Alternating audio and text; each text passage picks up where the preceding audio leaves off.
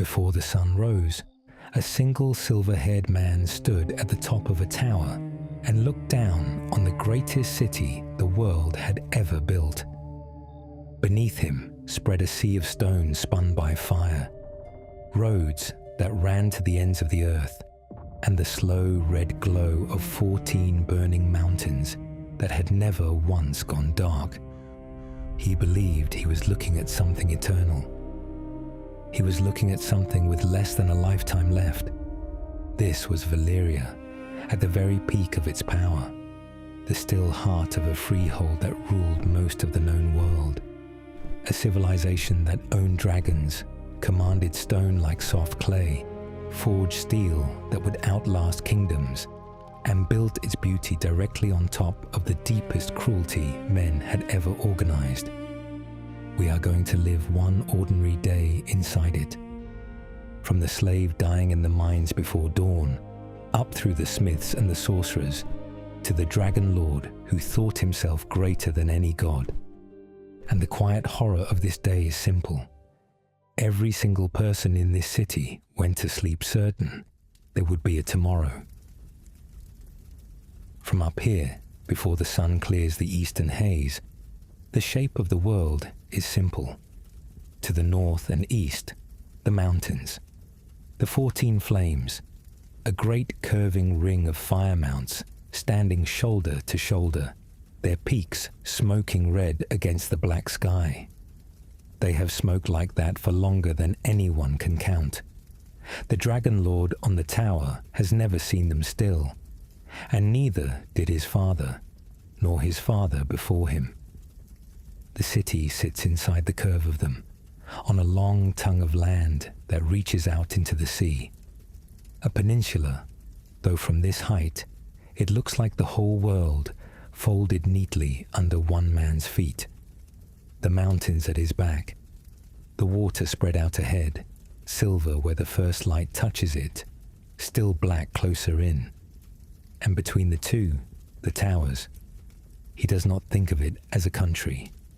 That would be the wrong word, and he would not use it. Kingdoms are ruled by kings. Empires answer to an emperor on a throne. Valyria has neither, and the men who live here are proud of the difference. They call it the Freehold, and the name is exact. The land is held freely by free men. Those who own it, who work it, who own the dragons, the fields, the mines, and above all, the people who labor in them. To be a freeholder is to be a citizen, to have a voice, to leave a mark on the running of things because the land is yours and the say is yours with it. There is no crown here.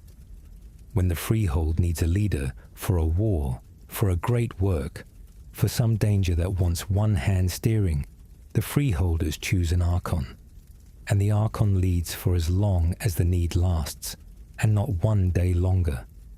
No dynasty, no succession, no single hand that holds the city by the throat. That is the story Valyria tells about itself, that it is the freest place under the sun. The truth up on the tower is quieter and heavier than the story, because beneath the freeholders and their votes and their archons sit 40 families, and the 40 are not like other men. They are the Dragonlords, and they do not need the vote. The Dragonlord watches the mountains breathe and knows, without pride and without shame, that his kind are the reason all of it holds together. 40 houses, ancient and rich beyond telling, each one able to trace its blood back to the first men, who went into the flames and came out riding fire. They marry among themselves to keep that blood close. They quarrel and scheme and undercut one another endlessly, the way great families always do when no one stands above them. But when the city itself is threatened, the 40 become one fist, and the fist has never once failed to close. Nothing in the known world can stand against that fist. That is not boasting. It is simply the arithmetic of the age. Look outward from the tower, and the reason spreads out past the horizon. The freehold does not end at the mountains or the shore. Its roads run east and west across the whole width of Essos, from the sea at his feet all the way to the Bone Mountains at the far edge of the map. That is a span so vast that a man could ride for half a year and never leave land that answers, in the end, to this city. Vineyards and grain fields and grazing land, rivers and the towns that cluster on them, mines torn open in 100 distant hills, colonies and outposts planted like seeds along every trade route worth the planting. All of it feeds the center. All of it feeds here. And the center, the city, is beautiful in a way that stops the breath, even in a man who has looked at it every dawn of his life. The towers climb higher than towers should be able to climb, smooth and impossible, catching the red glow of the mountains and the first grey of the sky at once. The stone itself is worked in curves no chisel ever cut, as though the whole city were poured rather than built. Down among it, still dark, wait the sphinxes with their garnet eyes, and the wide fused roads, and the temples of 100 conquered gods. This is the height, the very top of the arc, the moment when everything Valyria has ever reached for is finally in its hand. The word doom means nothing here. It is not a fear anyone carries. There is no crack in the certainty at all, not on this morning, not anywhere in the city below. The men here believe they have reached a kind of permanence, that the arc has no far side, that Valyria is the way the world is now arranged, fixed and final, the still point at the center of everything. And here is what the Dragonlord on the tower does not let himself look at, though he could, if he turned his head and cared to. Under the beauty, the machine, every impossible tower was shaped by fire the freeholders command, and slaves they do not count. Every jewel in every hall came up out of a hole in the mountains on the back of a man who will die in that hole. The vineyards are worked by chained hands. The roads were fused by sorcery paid for in blood. The dragons that make the 40 untouchable are fed and mastered by spells learned in the same deep places where the worst things in the world are made. Valyria is a machine, and the machine runs on 3 fuels: fire, blood, and slaves. The beauty at the top of it is bolted directly onto the darkness underneath. You cannot have the towers without the pits. The same hand that lifts the wine cup signs the death of the man in the shaft. The Dragonlord finishes his watching. Below him, the red glow is fading as the true light comes on, and the city is beginning to stir. Smoke from 1,000 fires, the first movement in the streets, the machine waking to another ordinary day. He turns to go down. He is thinking about his own affairs, his own house, the small victories and rivalries of the 40. He is not thinking about the man half a mile beneath the mountains who woke long before he did, in a heat that has no dawn and no end. But that is where the day truly begins. Not up here, in the clean air and the certainty. Down there, in the red darkness, under all of it, where the whole beautiful machine is fed. No dawn light reaches here. That much a man learns quickly at the bottom of the world. Half a mile of mountain stands between this man and the sky. The light that reaches him is the red glow of the rock itself, bleeding faint through cracks, the same dull ember color, whether the sun is up or down. He does not wake to morning.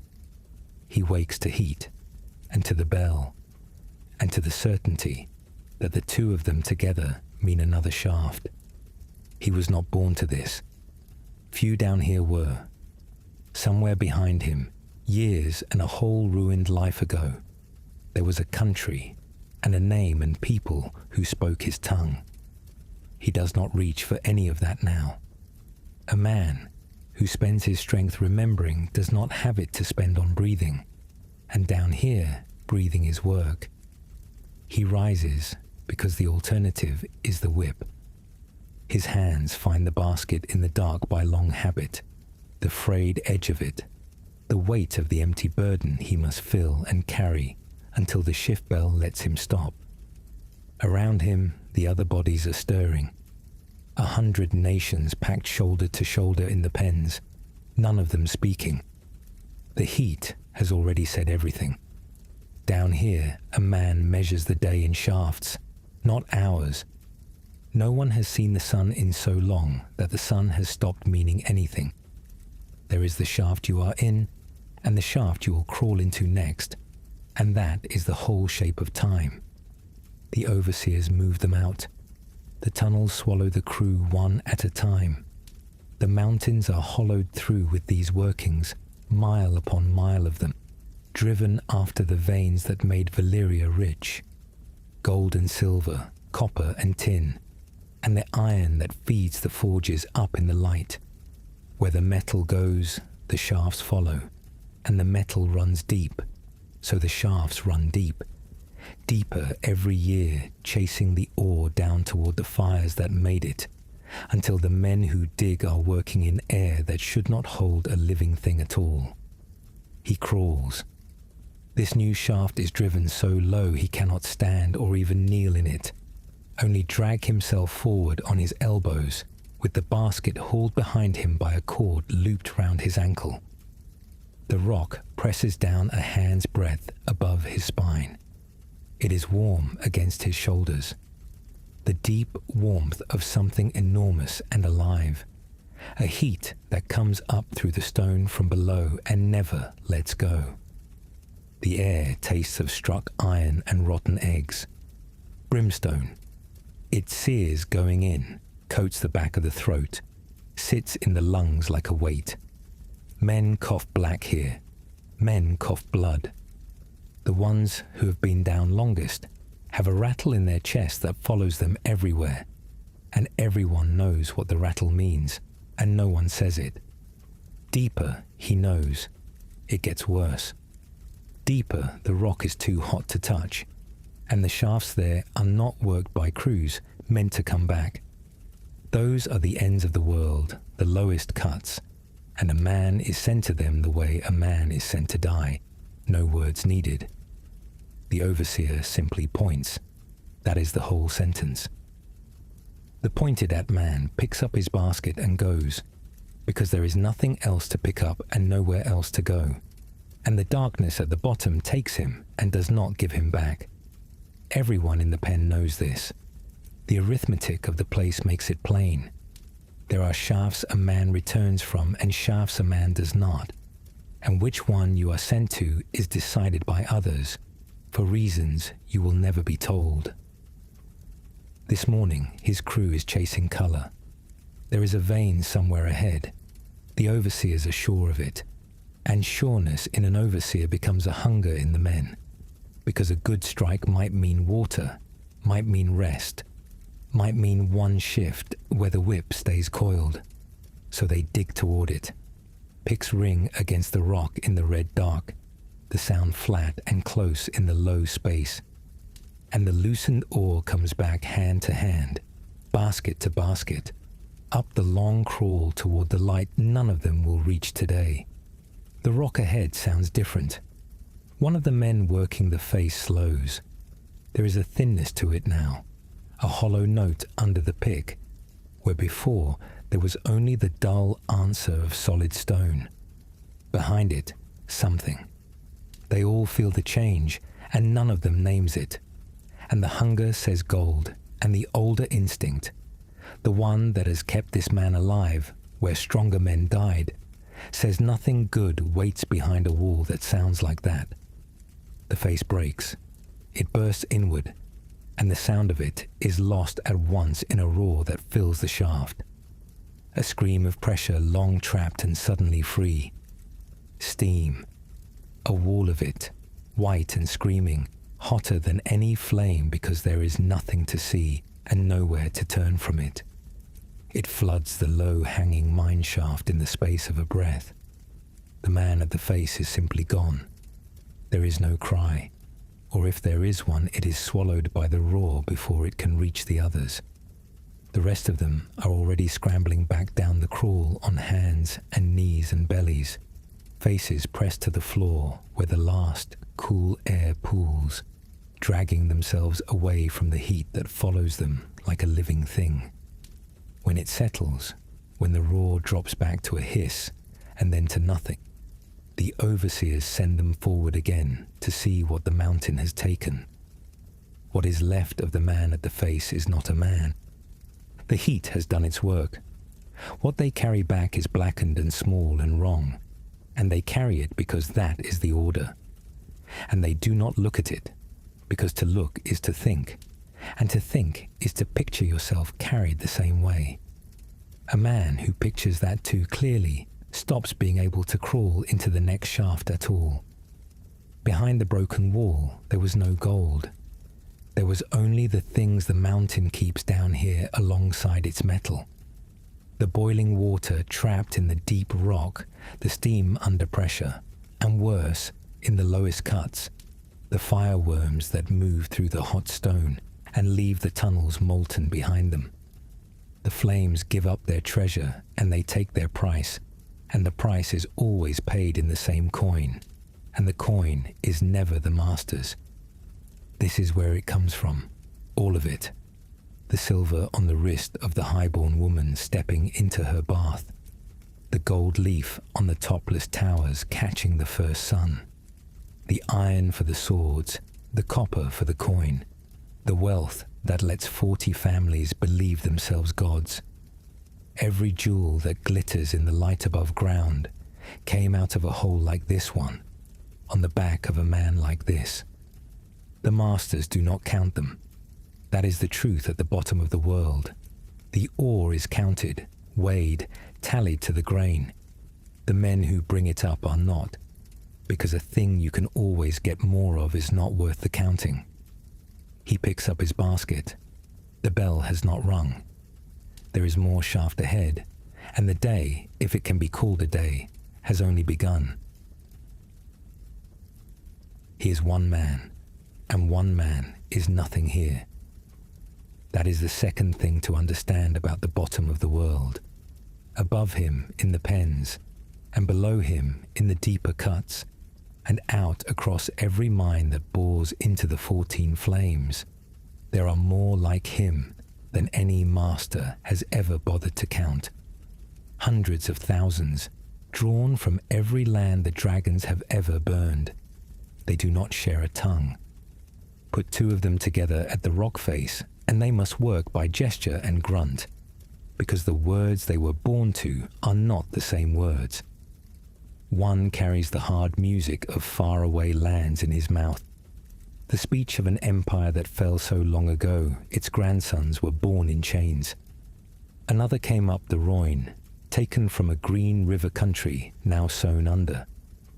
There are Andals here, and men from lands so far east they have no name this side of the Bone Mountains. A whole world ground down and poured into the same dark. And they do not share a god. This is what the masters find useful, and what keeps the pens from ever becoming one fist. In the crush of bodies, there are more gods than there are torches. One man prays to a river that no longer runs. One presses his forehead to the stone for a god of the harvest, though he will never see a field again. There are gods of fire, gods of the sea, gods with 100 names and gods with none. All of them crowded into the same reeking dark, all of them silent in the same way, because the prayers all ask for the same thing, in the end. Freedom is too large a word to fit down here. They pray for the shaft to hold. They pray for water instead of steam. And when a man has been below long enough, when the rattle has settled into his chest, and he knows the sound of what it means, the prayer changes into the only one the flames have never refused. He stops asking to live. He asks to be let go. The slaves rise up sometimes. A crew overpowers an overseer on occasion, or a whole pen decides on a night that death standing is better than death crawling. The Dragonlords do not even send dragons, they send sorcery. The deep arts the Freehold keeps for exactly this, spells that turn a man's own body against him, that stop the breath in a rebel's throat, or set his blood to boiling in the vein. Arising in the morning is a warning nailed to the pen wall by nightfall, and the warning is understood in every one of the 100 tongues at once. There is no getting out. The mountain is the least of the walls around them. So the gods stay silent, and the risings fail, and the praying goes on, because a man must do something with the part of him the whip cannot reach. And it is here. This is what the slaves themselves came to tell, passed hand to hand in the dark the way the oar is passed, that one of them began to listen differently. He was a slave like the rest, or so the story runs. He worked the cuts and slept in the pens and heard, night after night, the same prayer rising out of every mouth in every tongue around him. And where another man heard only babble, 100 faiths shouting past one another, he heard something underneath it. He heard that they were all asking for the same mercy, the God of the fallen river, and the God of the salt sea, and the God of the burning mountain. He came to believe they were one God, wearing 100 faces, and that the one God had a single gift to give, and that every prayer in the pen was reaching for it, whether the mouth knew it or not. The gift was death, not as punishment, as release. He did not decide this lightly or all at once. The turning is the heart of the story, and the slaves told it slowly. There was a man beside him. The tellers never agree on which man, because it does not matter which man, who was past all help, whose chest rattled, whose eyes had gone somewhere the body had not yet followed, who begged in his own dying tongue for an end that would not come on its own for days. And the listener understood, in that moment, that he had been given his God's own work to do, that the mercy the whole pen was praying for was a thing a man's hands could deliver, that to withhold it, when he had heard the prayer and understood it, was its own cruelty. So he gave it, quietly, without anger, the way you would close the eyes of the dead, except the man was not yet dead. And that was the gift. What was done gently. The tellers are always careful on this point. There was no rage in it, no reveling. There was only a debt paid to a God who asked for nothing else. That was the first of them, the first faceless man. Out of the lowest pit of the greatest civilization the world had ever raised. A slave with nothing, no country, no tongue anyone else spoke. No God the masters would have named reasoned his way to a faith. And the faith was death itself, offered as kindness. From him would come the guild across the narrow sea, in the house of black and white, where the many-faced God is served still, and the price of a life is a life.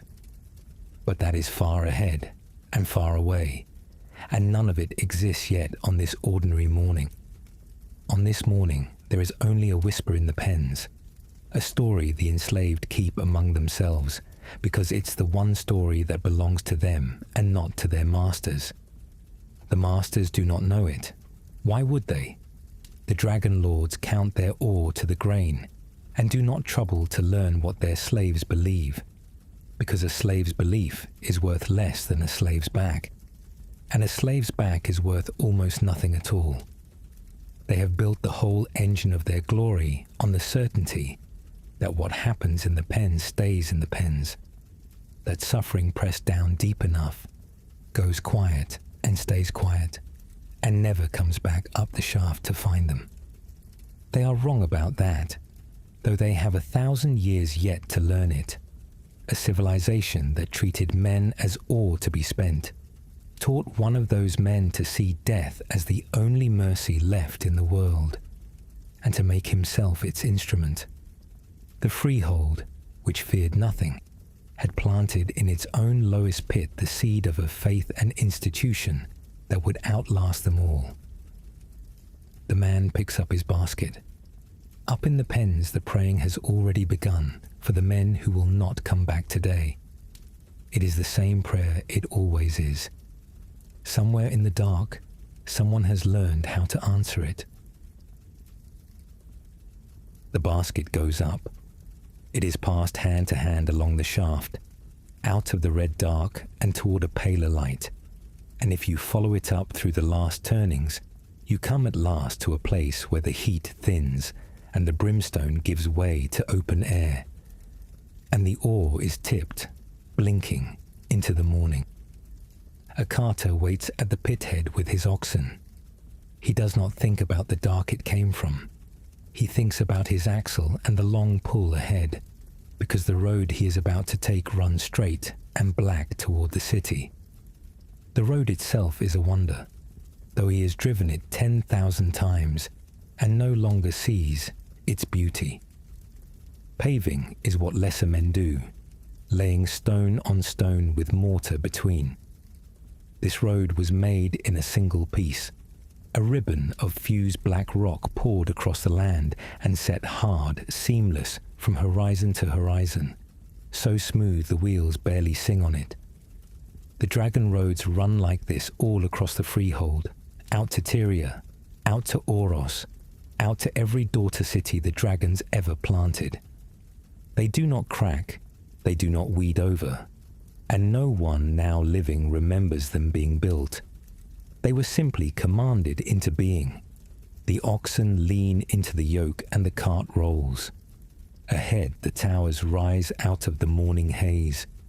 They climb higher than towers have any right to, thin and impossible, tapering up past the point where stone should be able to hold its own weight, and simply not stopping. They have no crowns, no battlements, no finishing. They are topless, open to the sky, as though the men who raised them saw no reason a building should ever end. A castle in the Seven Kingdoms is a thing hammered up stone by stone against gravity, squat and thick-walled and afraid of falling. These were shaped. The stone of this city was worked the way a potter works wet clay. Pushed, drawn, curved, smoothed by fire and by the deep arts. Softened until a dragonlord's masons could pull it into any shape desire required, and then let it harden again into something no chisel could ever have cut. The walls flow. The archways run in single unbroken sweeps. The great gates are not fitted, they are grown. Every surface in the city carries the memory of having once been liquid, and the memory says the same thing everywhere the eye lands. The sphinxes watch him come. They sit along the approach, huge, in pairs, the bodies of beasts, the faces of men and women, wings folded against their flanks. And their eyes are garnets, deep red, cut and polished, and set into the fused stone so that the low morning sun catches in them and makes them seem to wake. The driver keeps his gaze on the road. It is only sense. A carter learns young not to meet the eyes of the sphinxes, the way he learns not to meet the eyes of the dragonlords, and for the same reason. Both were made to look down on him. Both do. Then the road pours in through a gate taller than any tree, and the city takes him. The noise arrives first, the full open roar of a place that has never once, in 5,000 years, been afraid of its own voice. It comes from everywhere. Iron on iron somewhere off to the left, where the forges are already lit. The ball of animals, water running in stone channels that thread the streets, carried down cold from the heights on aqueducts that stride across the valleys on legs of fused rock. And under all of it the sound of tongues, a dozen at once, then a dozen more. For this is the other thing about the greatest city in the world. Everyone is here. The driver parks his cart in a market square, and he sees faces from around the world. Giscari, Roynish, dark men off the far southern trade, and pale men down from the north, sailors, porters, scribes, factors, freedmen and slaves, and free-born, all crushed into the same running current of bodies. There are stalls of things he has no names for, spice that costs more by the thimble than he earns in a season, silks that seem to pour rather than fold, lemons and blood oranges and casks of wine from vineyards that belong to men who have never seen a vine, weapons, songbirds in cages, a whole world's goods, dragged here down the black roads and up the crowded rivers, because everything that is made anywhere is worth more once it is sold here, at the center where the money is. Watch the crowd long enough, and it has a direction. Everything drifts inward, toward the towers, toward the center of the city, and the center of the world. That is simply the way things move here, so plainly that no one in the square would think to remark on it. The driver gets his oar weighed and takes his tally, and turns his oxen for the long road back, and he does not once look up. But you might. Standing in that square with the morning full on the stone, you would see the whole statement of the place at a single glance, the topless towers going up past where the eye can comfortably follow, the garnet-eyed beasts along every avenue watching, the seamless black roads running out to the edges of the earth and back, the aqueducts marching across the valleys carrying cold water to fountains that no one turns off. None of it is built the way men build. All of it is shaped the way a man shapes a thing he owns entirely, without argument, without limit, without any fear that the material might one day refuse him. Other peoples raised walls to keep the world out. Valyria reached down into the earth and pulled the world up into whatever form pleased it, and left the result standing there in fused black stone as a kind of answer to a question no one had dared ask aloud. The city is that answer, repeated on every corner, in every tower, in the very smoothness of the ground underfoot.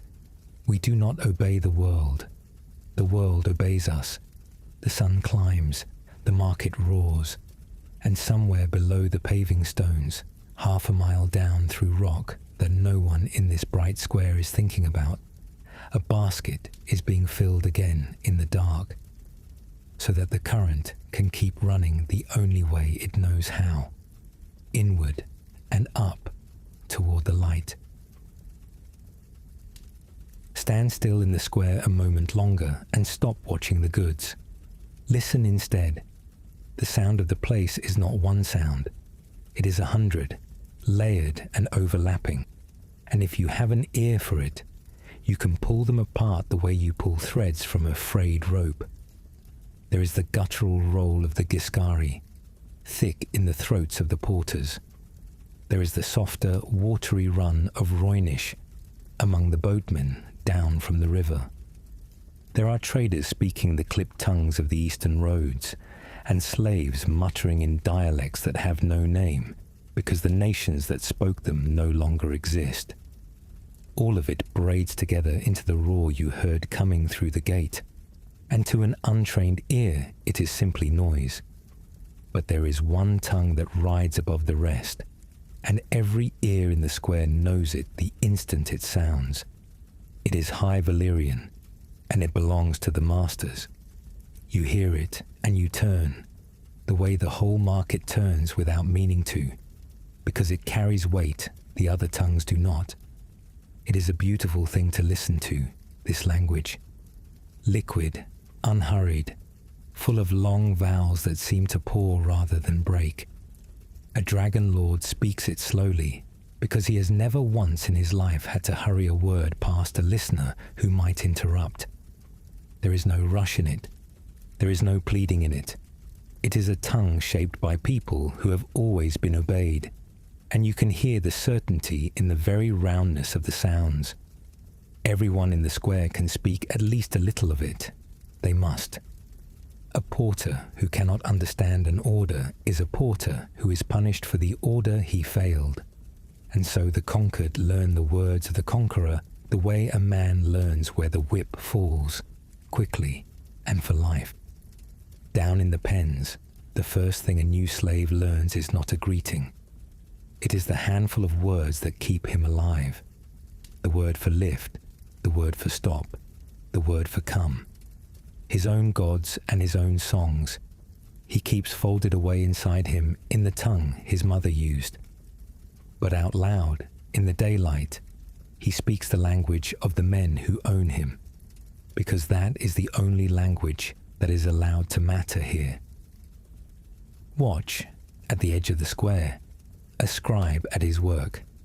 He is a freedman, or the son of one, and he sits in the shade of an obelisk, with a wax tablet across his knees and a reed in his stained fingers. Men come to him with things they need set down, a tally of goods, a mark of debt, a message to be carried down the black roads to a factor in a daughter city. He does not write letters the way a maester of the far west would, in the running scratch of an alphabet. He writes glyphs.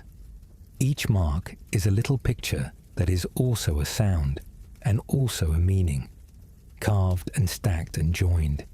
And to read them, you must have been taught the whole cast of mind behind the shapes. Few can. That is the point of them.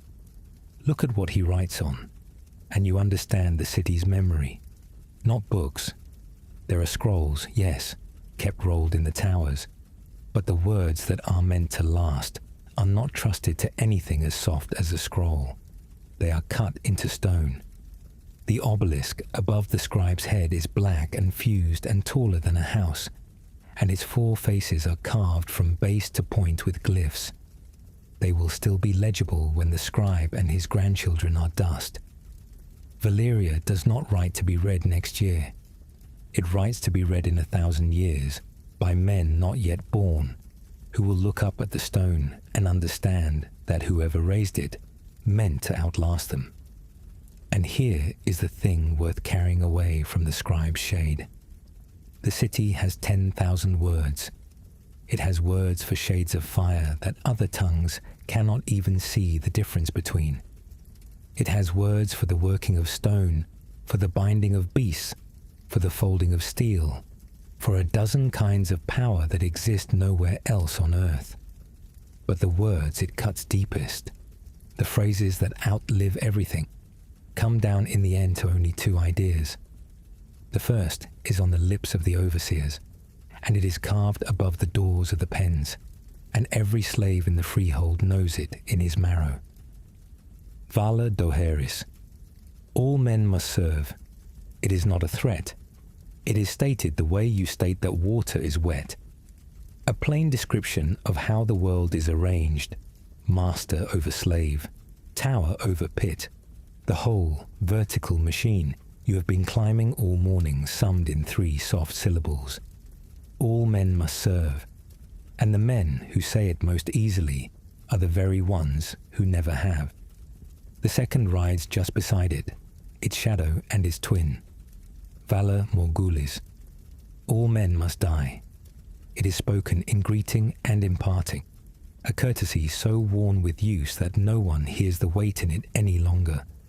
All men must die, the highborn in his hall and the slave in his shaft alike, the same end waiting for both, the one true leveling in a world that levels nothing else.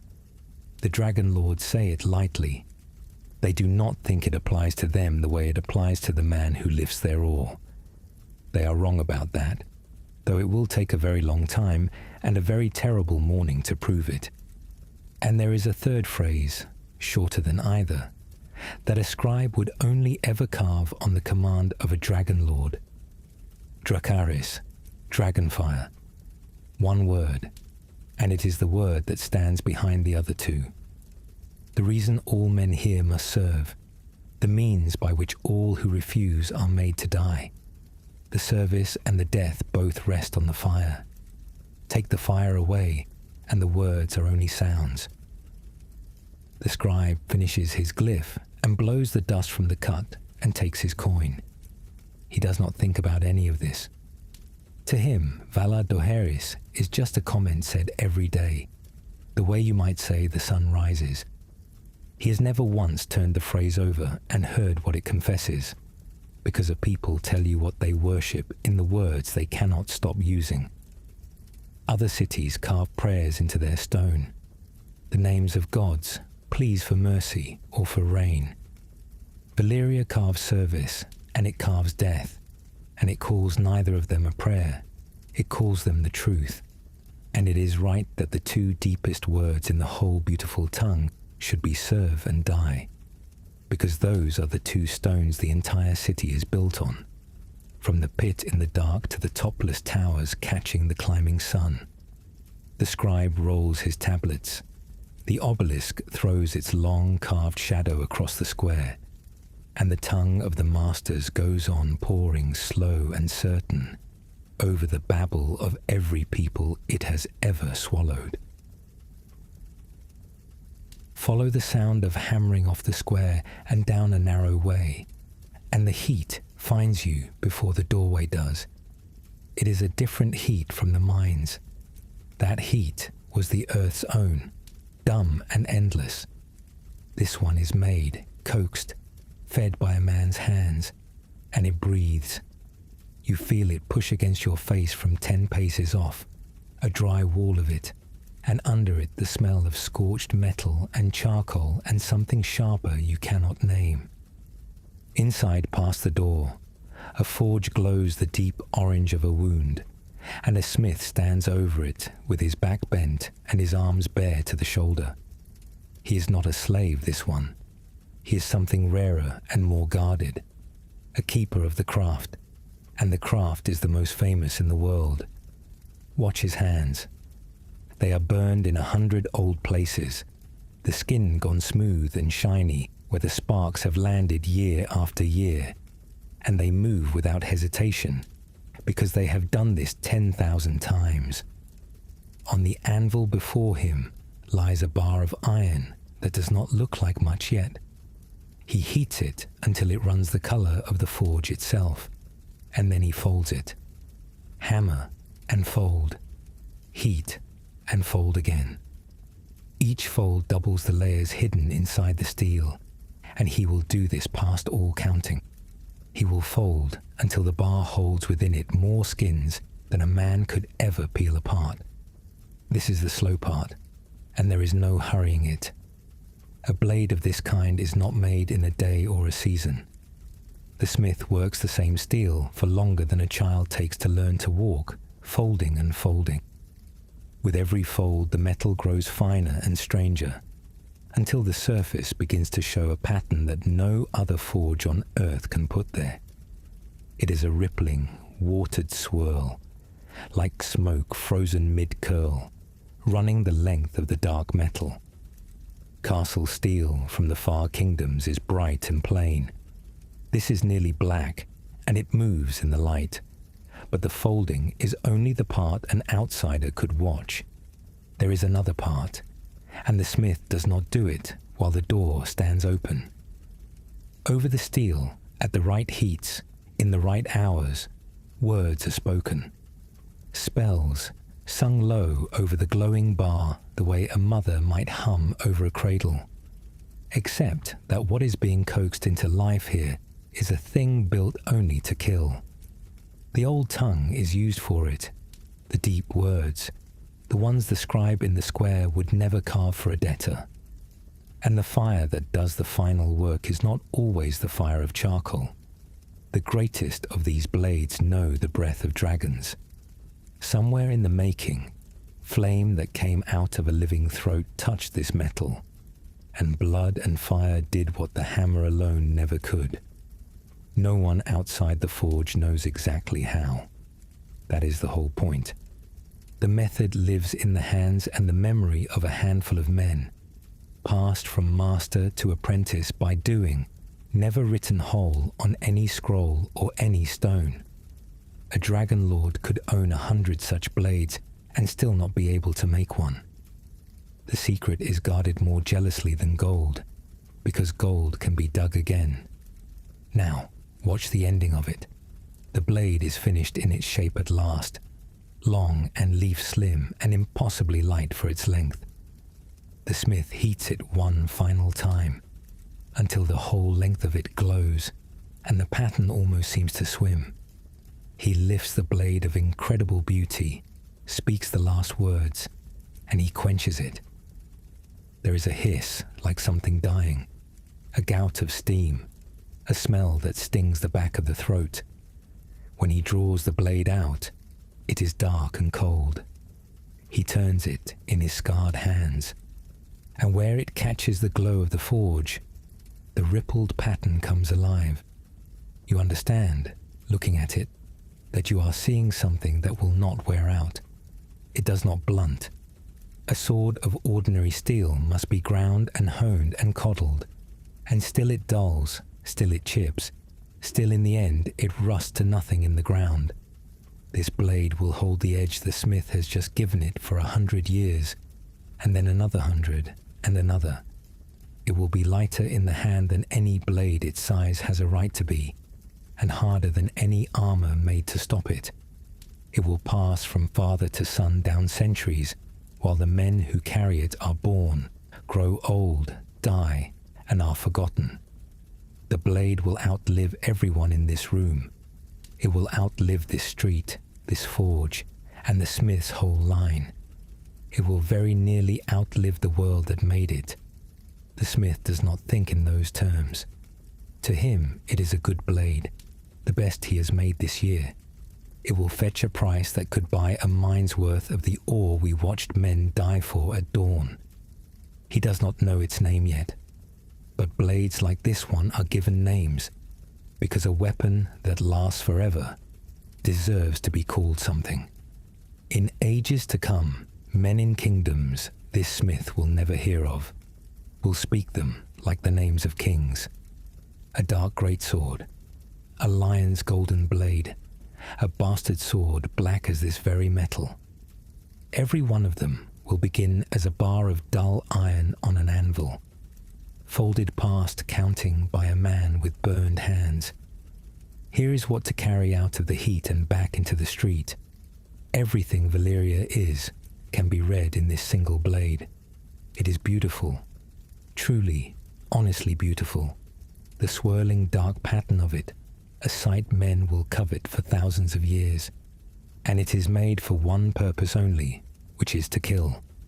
Beauty and murder, folded together so many times that you cannot separate the two, welded into one object by fire and blood.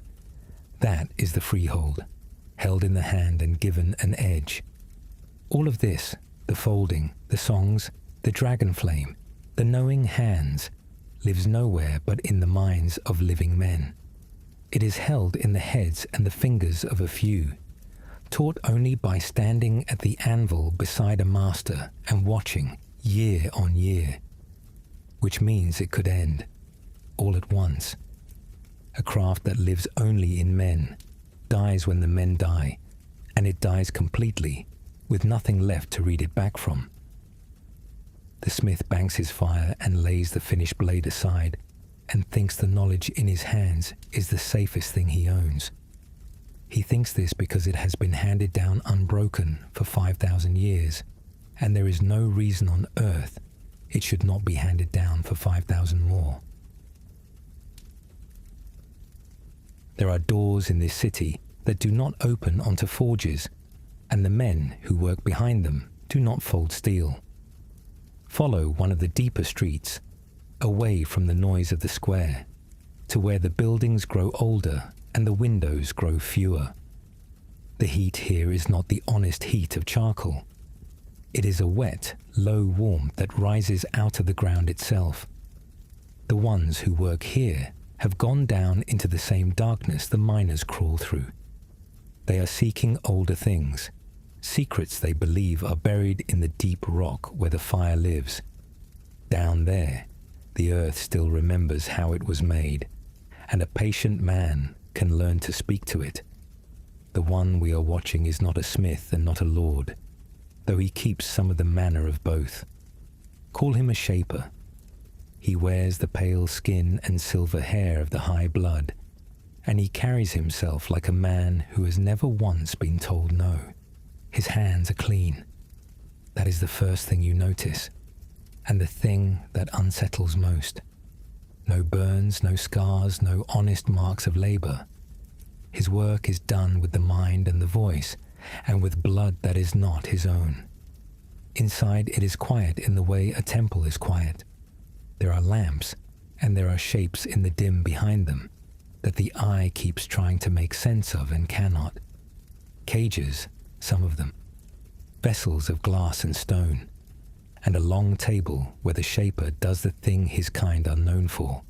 The thing that will one day be whispered about in kingdoms that have not been founded yet. He remakes living flesh. This is the truth the towers do not put on their obelisks. The Dragonlords are more than riders of dragons. They are sorcerers, delvers, keepers of arts far darker than the singing of a sword. They have learned, or believe they have learned, how to take the raw stuff of a beast and coax it into something it was never born to be. A serpent given hands, a creature stitched from 3 kinds of animal that were never meant to share one body. Chimeras, the later word will be. Here they have no name so tidy. They are simply the Shaper's work, and he regards them the way the smith regards a blade, as proof of skill. He does not think of it as evil. That is the part hardest to hold in the mind. He thinks of it the way a potter thinks of clay. The Valyrians shaped stone with fire until it ran like wax. They folded steel until it held smoke. They bound dragons out of the mouths of volcanoes and made them come to the whip. Flesh is only the next material. If the world can be commanded, and everything in this Shaper's life has told him it can, then there is no reason under heaven why a body should be exempt. He recognizes no line he is not permitted to cross, because in 5,000 years no one has ever shown him one. What is spent here to do this is not charcoal. The old arts run on blood, on pain, given up by something living at the right moment and the right word. The Shaper knows this the way the smith knows his heats, and he is no more troubled by it. There are always slaves. There is always more blood where that came from, brought up out of the same pens beneath the same mountain. And no one above will ever ask after the ones who go into this room and do not come out. We will let the door stay half shut whilst the Shaper conducts his work.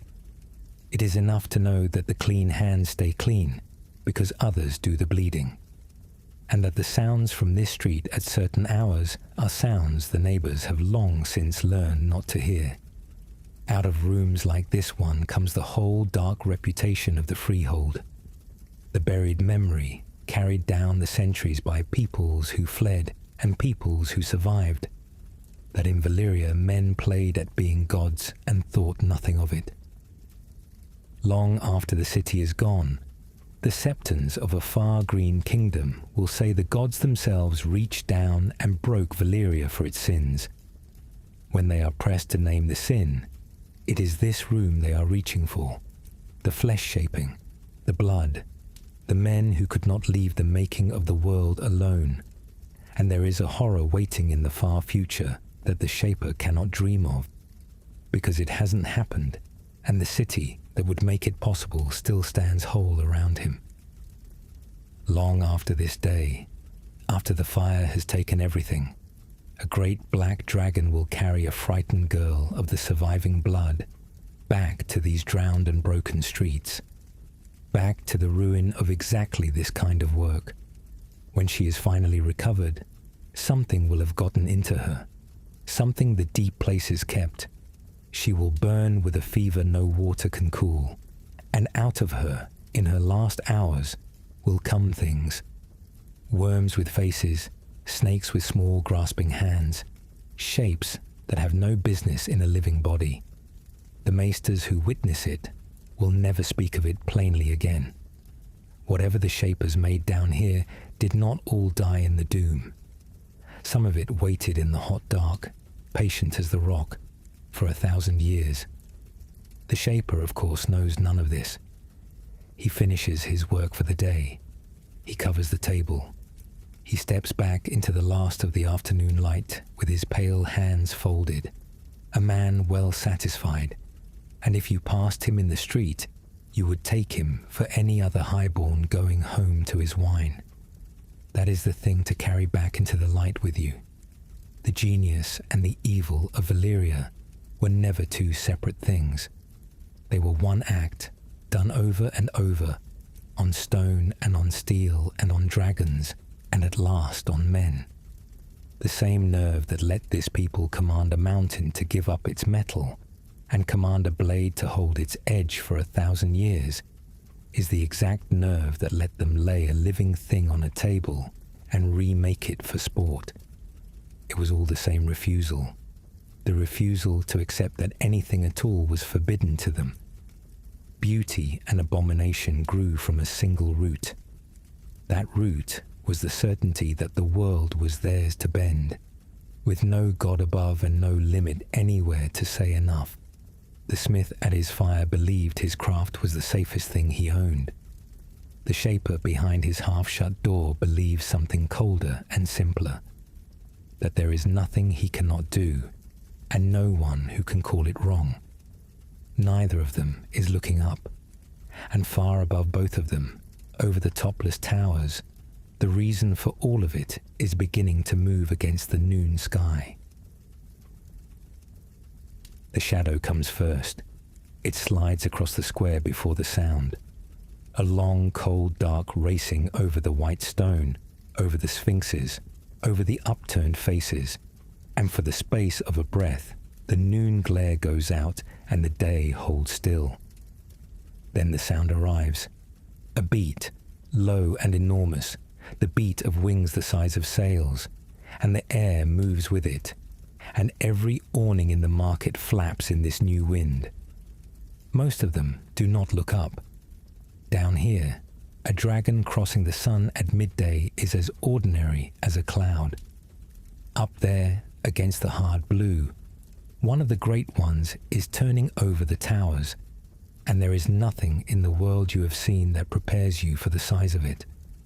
The wingspan swallows a street. When it banks, the sun comes through the membrane of the wings and lights them from within, red-black, veined like a leaf held to a candle. The Valyrians do not think of dragons as animals. They think of them as fire-made flesh, and they have their reasons.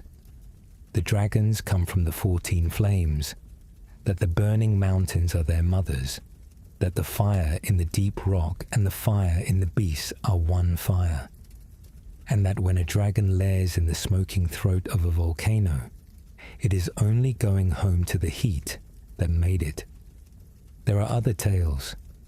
The priests of Far Ashai, at the edge of the world where the sun goes to die, say the dragons came first out of the Shadowlands, out of a place no honest man returns from.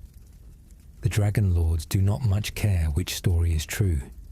It is enough that the beasts answer to them and to no one else alive. Follow one of the men who keeps them, and the strangeness only deepens. Call him a dragon keeper. One of the few permitted to walk the hot slopes and the black caverns where the beasts lie.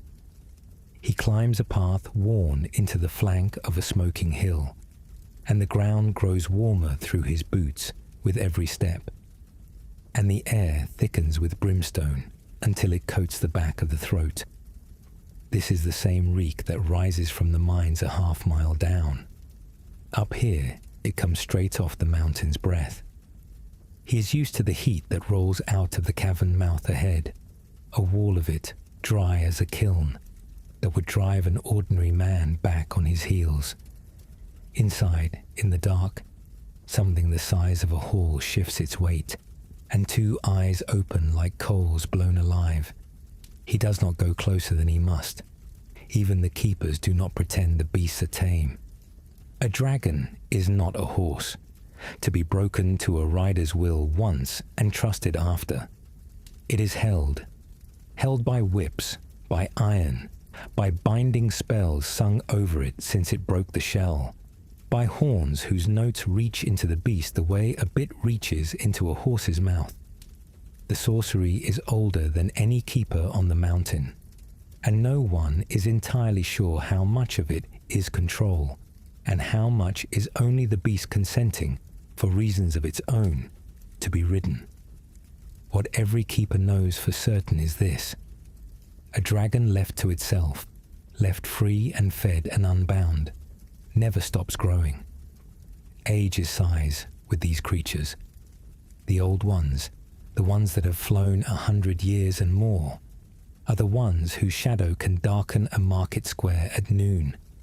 And they have names, great names, god names, because the men who ride them will accept no lesser word. Balerion, the Black Dread, whose fire runs black as his scales, already old on this ordinary day.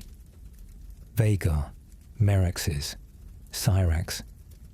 The names are the names of Valyrian gods and goddesses, spoken over the beast the way a lesser people might speak them over an altar.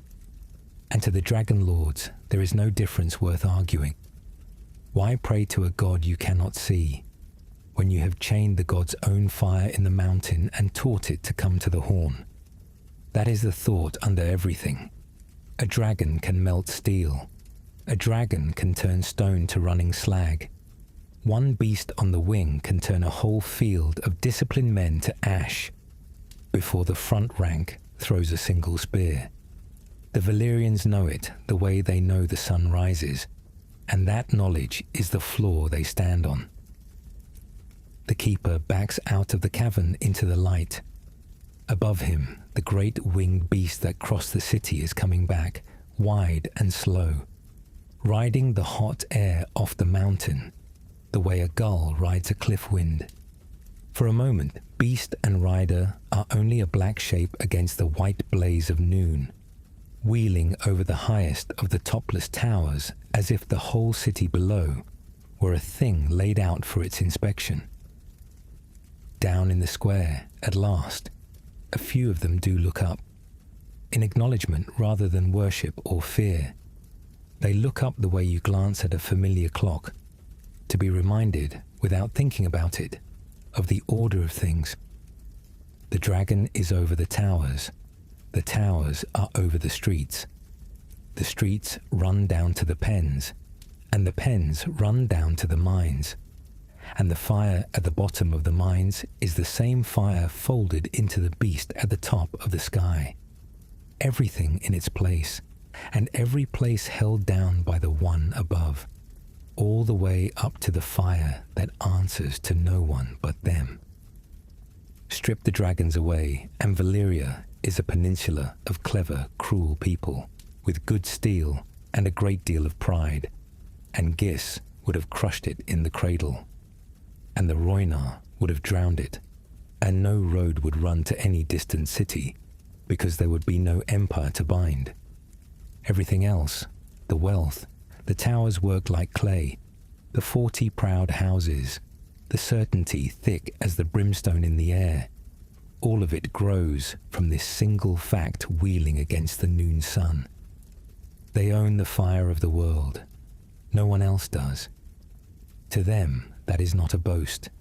It is simply the shape of reality, as fixed as the mountains, as permanent as the sky. The great dragon folds its wings and drops toward the mountain, and its shadow crosses the city one last time, and the market breathes and settles and goes back to its buying and selling. The keeper wipes the sweat from his eyes and starts down the hot path. Overhead, the blue closes back over the place where the beast was, and the day goes on, ordinary, certain, endless. None of them can imagine a morning when the fire does not answer. None of them will ever have to imagine it. It will simply come. Only 40 houses in all of Valyria ride dragons. 40 bloodlines in a city of hundreds of thousands. at the heart of an empire that spans most of a continent. Everything you have walked through today narrows at the top to 40 bloodlines that hold the dragons, and through the dragons, everything else. You follow one of them into a hall high above the street, where the noon glare comes softened and gold through fretted screens. A dragonlord is being dressed. He stands still, while a slave arranges the fall of his robes. The first thing you notice about him is that he does not look entirely like other men. The skin is pale, paler than the sun should allow, as if the blood beneath it were cooler. The hair is silver gold, worn long, catching the light like something spun rather than grown. The eyes, when they turn to you, are a deep violet you have seen nowhere else, the color of the twilight that has not yet decided to be dark.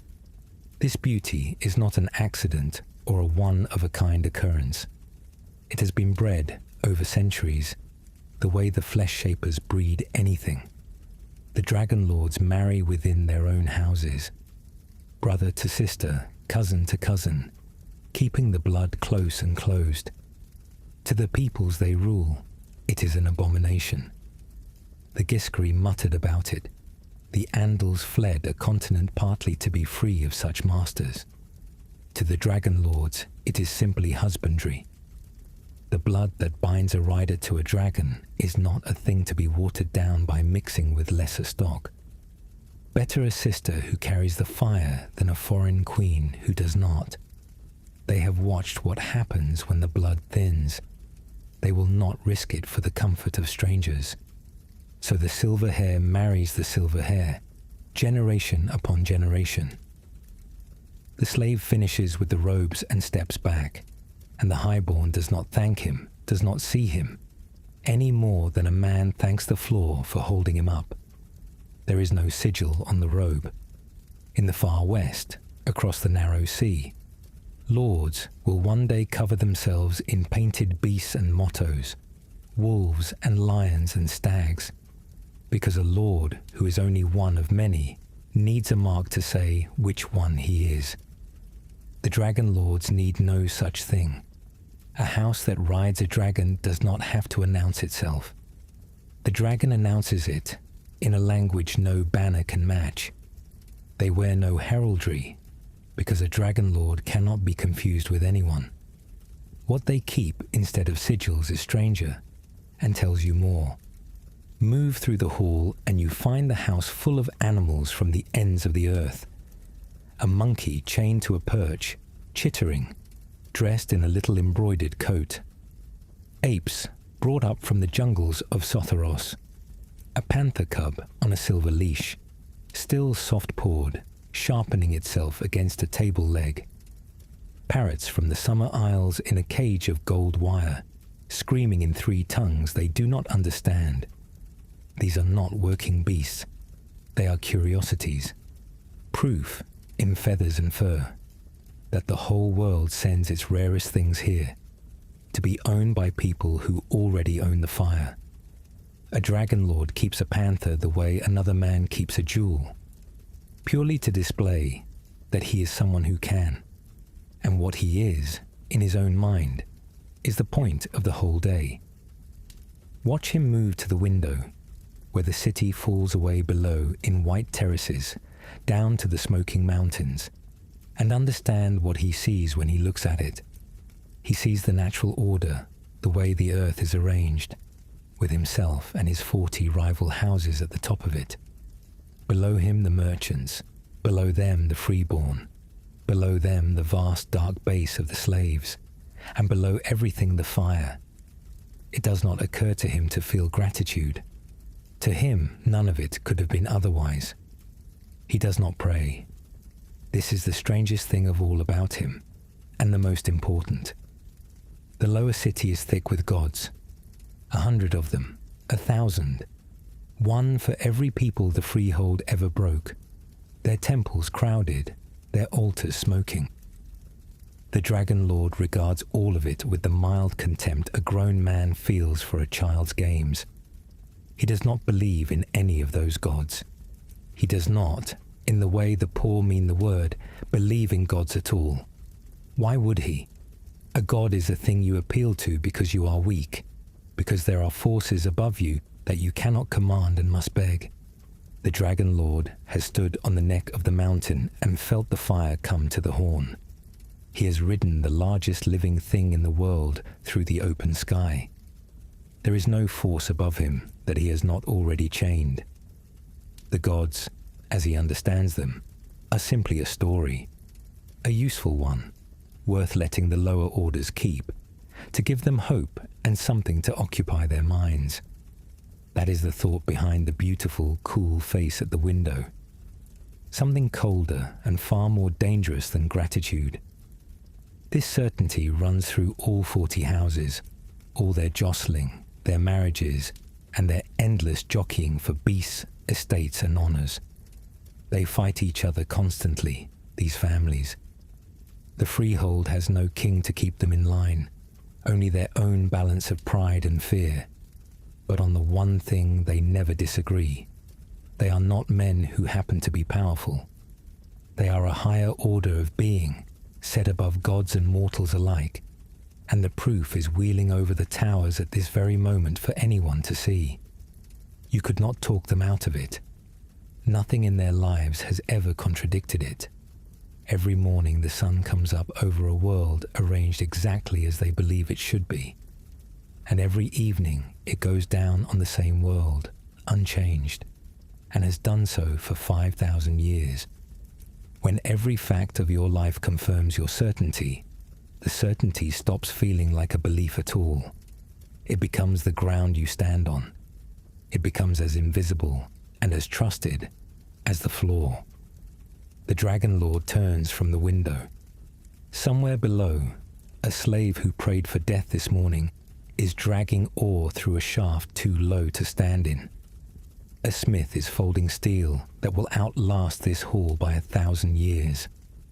A keeper is coming down a hot path wiping his eyes.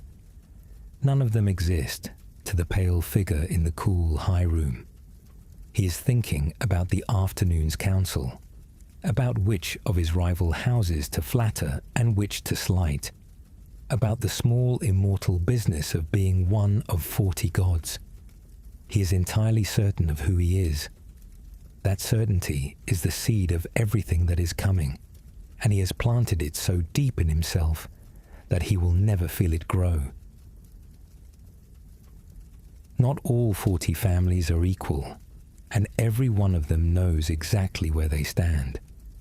Rank runs through the Dragonlords like a current, invisible and constant. It is counted in dragons, how many the house holds and how large. It is counted in estates, in the age of the bloodline, in how many councils a name has swayed. At the top sit the great houses, the ones whose beasts are old and monstrous, whose word bends the Freehold's business their way. And well below them, near the bottom of that narrow 40, sits a house you would have no reason to notice at all. Follow the current down to them now, down past the towers that matter, to a hall that is fine but not the finest, held by a family that rides but does not rule.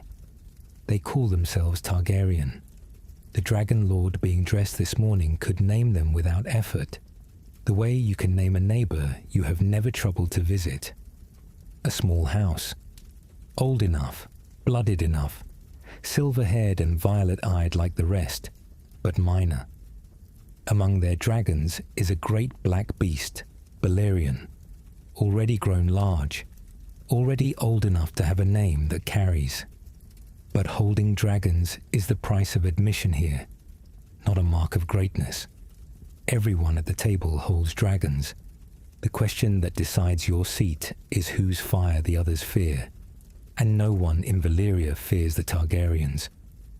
Watch one of them cross the city toward the afternoon's council, and you would not pick her house from any other. The same pale beauty, bred close the same way, brother wed to sister down the generations to keep the blood true. The same cool certainty in the set of the face. To look at them is to see the Dragonlord's entire, in smaller coin. But there is one thing in this bloodline that the greater houses do not have. The Targaryens dream. Now and again, a child wakes from sleep having seen an event that has not happened yet, a death before it comes, a marriage, a birth, a fire. It runs in the blood, surfacing where it pleases, skipping some and marking others. Among the great houses, such a gift would be prized, studied, bred toward. Among the Targaryens, it is half a secret and half an embarrassment. A strangeness in a family already strange. The sort of thing that makes the powerful houses smile behind their hands. Dreamers are for lesser folk. A dragonlord does not need to see tomorrow. He commands it. So the dreams are noted and set aside, and the house goes on as it always has, minding the small immortal business of survival among giants. That is the whole of their ambition on a day like this one. Not to rule the Freehold. No single house rules it, and a small house does not even imagine it. Their business is narrower and older, to keep their dragons fed and healthy, to marry their children well within the narrow field of 40, to hold their estates, to be flattered by the houses just above them, and to flatter the houses above those, to not slip. In a city with no king and no law but the balance of pride between the families, a minor house survives by giving no one a reason to move against it, and by being too small to be worth the trouble. The Targaryens are very good at being not worth the trouble. It is the only art at which they excel above their betters, and no one, least of all them, thinks it an art at all. Stand with them at the edge of the council chamber and feel how little weight they carry. When they speak, the great houses listen the way you listen to a servant's report, for the content, not the man. When the beasts of the mighty houses wheel over the towers, the whole city cranes to watch. When Balerion takes wing, it is only another dragon in a sky thick with them. The Targaryens are present at everything and central to nothing. They are, on this ordinary afternoon at the height of the world, precisely the sort of house that history does not bother to remember. Little do the Dragonlords of Valyria know that of all 40 houses, this is the one whose name will outlast every other. The great houses whose dragons darken the noon sky will leave nothing behind. This one, minor, half-mocked house of little importance, will leave a name that crosses a continent none of these lords will ever bother to conquer. None of them can feel that. It would mean nothing to them if they could. Greatness, to a dragonlord, is measured in fire and fear, and by that measure the Targaryens are nearly nothing. It does not occur to a single person in this room that the measure might one day change, that the whole game of dragons and estates and councils could simply end in a single day, and that the only thing that would matter afterward was the dullest virtue of all, survival, the one thing the mighty never plan for, because the mighty can't imagine needing it. The great houses are building their names higher every year, breeding larger dragons, gathering more estates, certain the only direction left to them is up. The Targaryens are simply holding on, minding their dreams, giving no one a reason to strike them down. The Targaryen at the edge of the chamber gathers her robes and prepares to leave, having said little and settled nothing. Another quiet afternoon among the 40. She is thinking about her house's dragons, about a marriage to be arranged, about the small slights and small favors of the day. She is not thinking about the end of the world, because there is no end of the world. There is only Valyria, eternal, arranged exactly as it has always been. She goes home to a hall that does not matter, in a city that will not survive the century, carrying in her blood the two things that will save her line, the dragons and the dreams, and knowing the worth of neither. The doors do not close behind her, because there are no doors.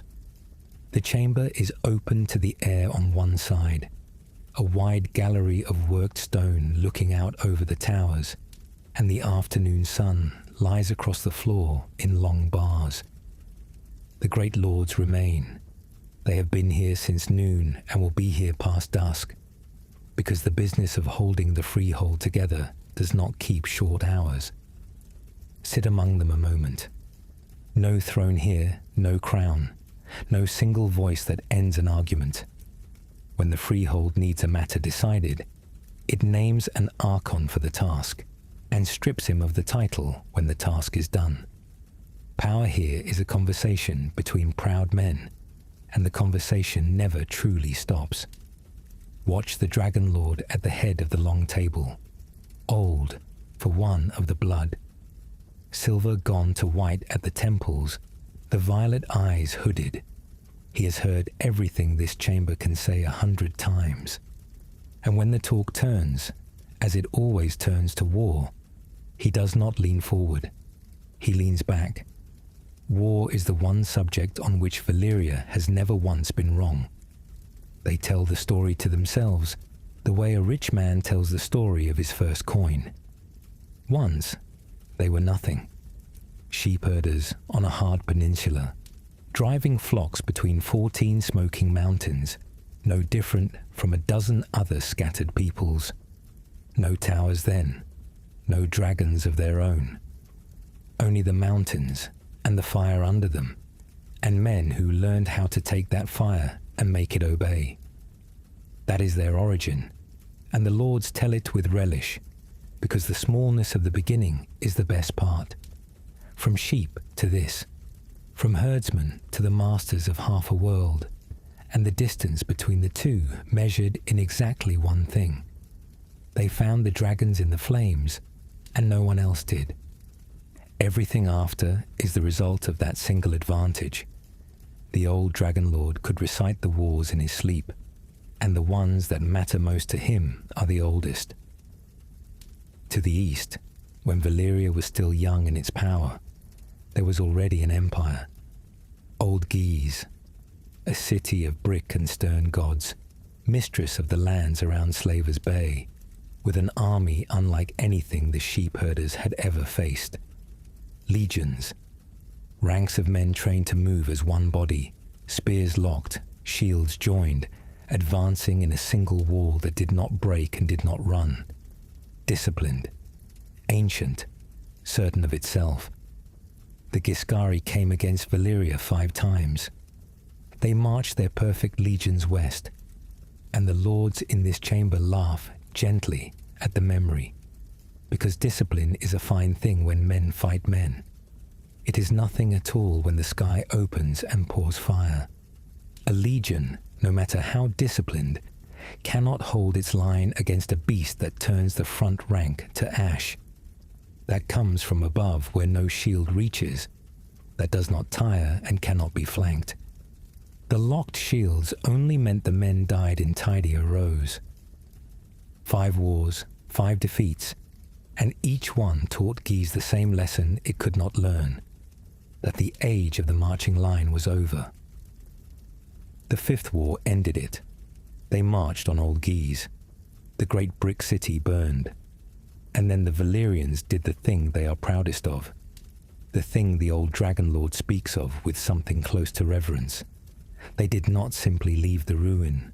They sowed the fields around it with salt, and with sulfur, and with skulls, so that nothing would grow there again, so that no city would ever rise on that ground, so that the memory itself would be poisoned into the earth. The old empire of Guise was struck out of the world, deliberately, root and branch, as a lesson written large enough that the whole of Essos could read it. That is how Valyria answers a rival that comes against it 5 times. Victory was never enough. The answer was erasure. And here is what the lords tell last, and tell with the least ceremony, because to them it is not a dark thing at all. It is simply good sense. They kept the collar. The brick cities of the East had always been built on slaves, chain men hauling and digging and dying so that masters could rule. And when Valyria ground geese into salt and skulls, it looked at the one thing the dead empire had done well, and it took it. It did not destroy the practice of the slave. It adopted it. It carried the chains home and made them its own, deeper and wider than geese had ever dreamed, until every jewel and every tower and every folded blade in the whole freehold rested on the backs of men in pens. The old Dragonlord does not think of this as inheritance. None of them do. To them, the slaves are simply the shape of the world, as natural as the fire under the mountains. But it's inheritance all the same, and it is the deepest thing in the whole chamber, deeper than the towers, older than the councils. Because generations ago, on some afternoon much like this one, the choice was made. Valyria met the great slave empire of the age, defeated them, and became them. Valyria wore geese like a cloak taken from a body. Everything the day has walked through, the man crawling the low shaft in the red darkness, the prayers for death in the pens, the 100 conquered tongues in the market, the whole vast weight of suffering that holds the beauty up. All of it flows from that one decision. A decision made so long ago that no one in the room remembers it. They think they conquered geese. They did. They also swallowed it, and it is still inside them. That same salt, poured out as a curse on an enemy, is in the ground beneath his own chair. The old Dragonlord, leaning back in the long bars of afternoon light, does not feel it. He is the master of a slave empire that destroyed a slave empire. He believes this makes him the exception to every rule that ever ended a great city. It makes him the next in a line. The talk moves on. There are grain shipments to argue over, an archon to name for a dispute in the colonies, a rival house pressing a claim that must be pressed back. The wars against geese are settled history, a comfortable old story, proof of what Valyria is and always will be. The sun slides lower across the worked stone. The Dragonlords continue to debate, certain of every word. Wine comes as the light reddens. A slave moves along the long table with a jug of something dark and lysani, and cups are filled without a glance at the hand that fills them. The talk of grain and archons burns off like mist. What is left, as it always is when the cups are full and the sun is low, is the West, and the West is where the best stories live. A younger lord starts it, and he starts it laughing. He tells the tale of the Andals the way a man tells a joke he has told 100 times and still enjoys. Long ago, he says, when the legions of Valyria first crossed the Rhoyne out of Volantis and pushed into the hill country beyond, they came upon a people called the Andals in a land they called Andalos, and the Freehold offered them the terms it offered everyone: bend and wear the collar and be useful, or go.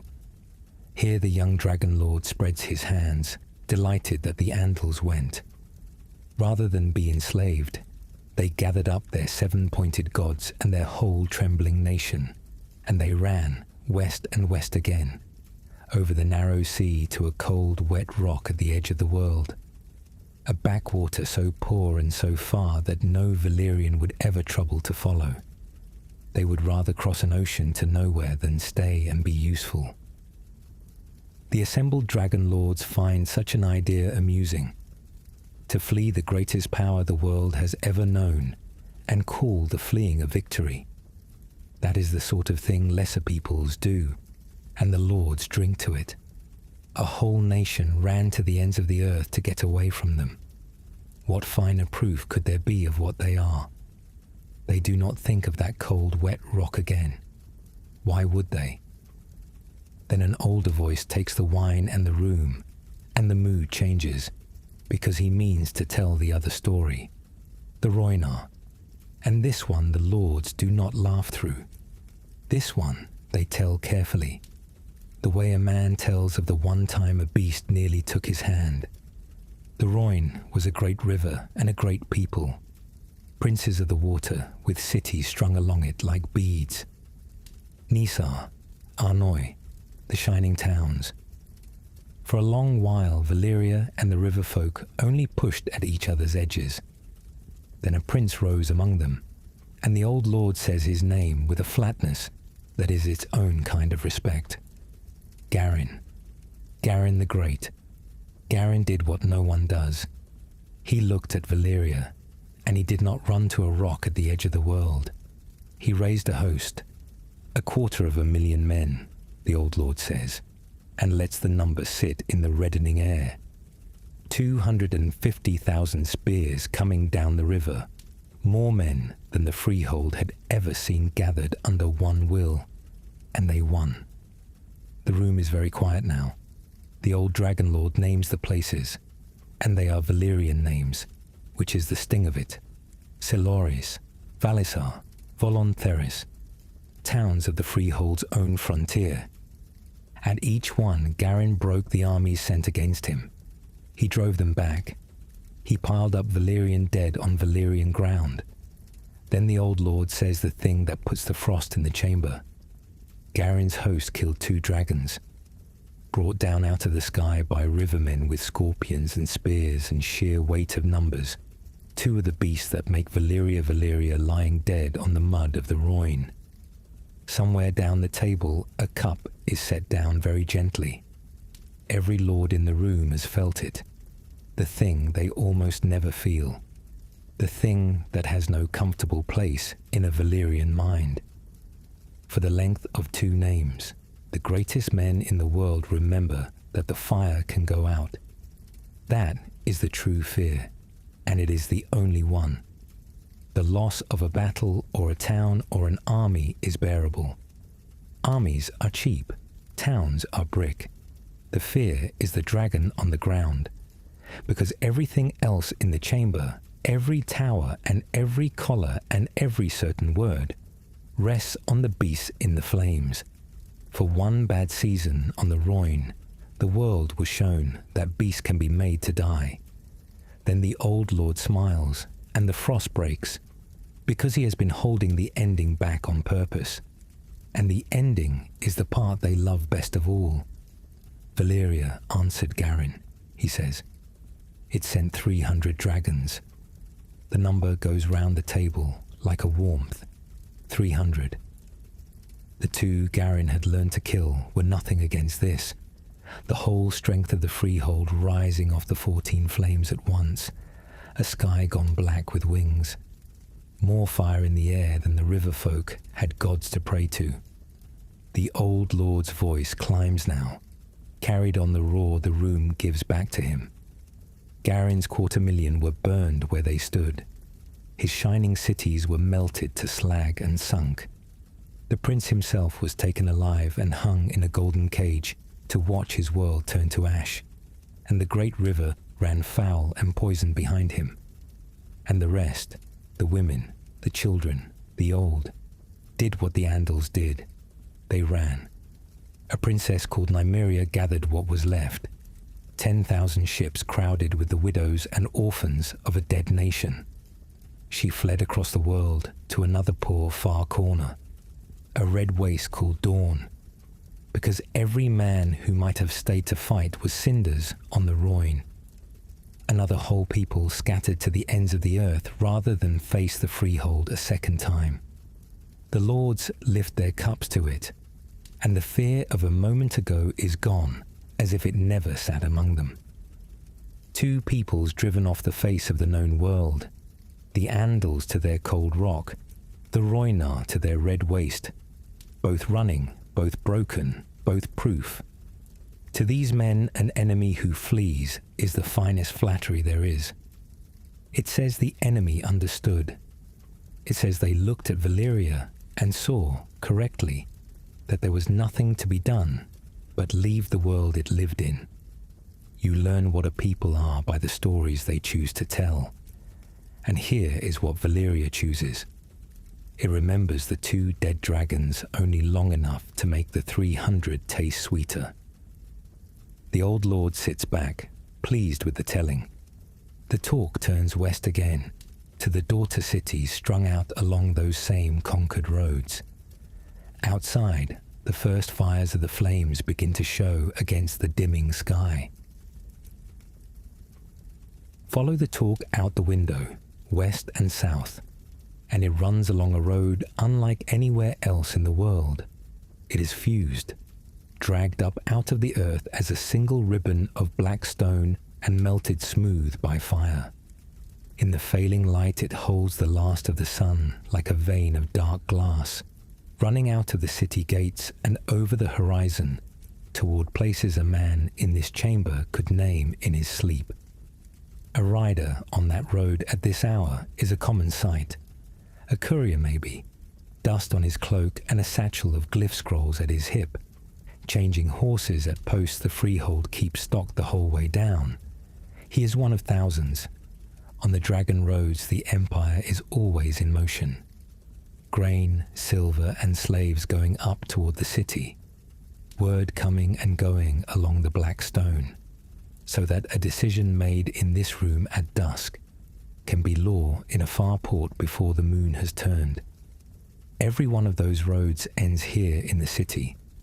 They bind each daughter city separately, back to the mother, rather than connecting them to each other. Follow any of them out, and you come to one of the children Valyria has set down along the coasts and the rivers of the west. Each was born for a purpose the city still remembers. Some were born as spears. Volantis, oldest and proudest of the daughters, seated where the Rhoyne meets the sea, planted as a fist to hold the conquered river country, and grown now into a great port. Tyrosh has a similar story. It begun as a garrison on a bare rock, a fort meant only to watch a strait, until men found the sea snails in its waters that bleed the deep dyes, and a wall of soldiers became a city of merchants growing rich on colour. Some were born for softer reasons. Lys was no fortress at all. Lys the Dragonlords made for themselves. Warm islands of white sand and gentle water, set down as a retreat, a garden to withdraw to, and stocked from the start with the beautiful and the pleasurable, the way a man stocks a summer hall. Even now the wine that reddens these cups came up the road from there. Others the city barely made at all, only permitted. Myr and Pentos rose as trading towns on good harbours, colonies of coin more than conquest, useful mouths for the goods of an empire. A daughter that carries your blood and your tongue and your steel is a daughter still, whatever god she prays to, and the roads reach her all the same. That is the genius of it, and every lord in the chamber feels it as simple truth rather than genius. The world does not sprawl outward from Valyria in a scatter. It hangs from it, threaded on black stone and open water, tin, dye, grain, dragon glass and slaves all moving inward along lines that meet in one place. Pull the thread anywhere and you feel the mother at the other end. To the men at the table, it is not genius at all. It is simply how the world is shaped, the natural order. There is one thread they cannot feel, and they do not speak of it, because they do not know it is there. Somewhere north and west, in a fog-bound lagoon that no dragon road will ever reach, a city is being built in secret and in silence.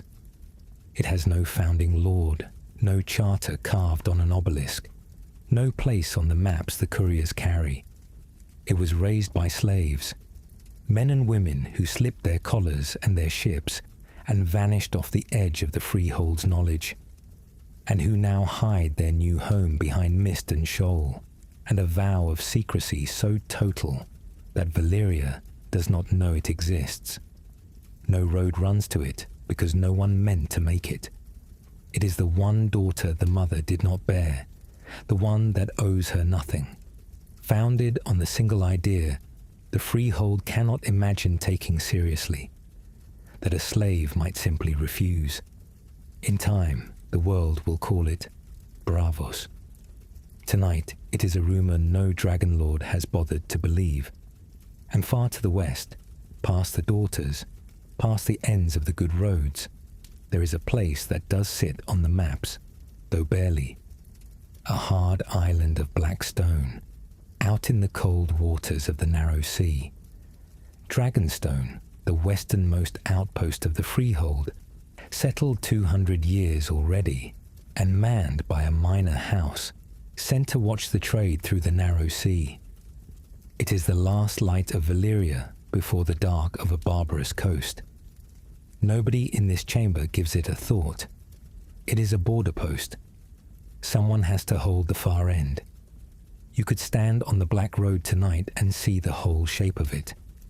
Every path leading home, every port a child of the fire, all of it pulling inward, all of it fed from the one center under the 14 flames. It is the most connected the world will ever be for thousands of years to come.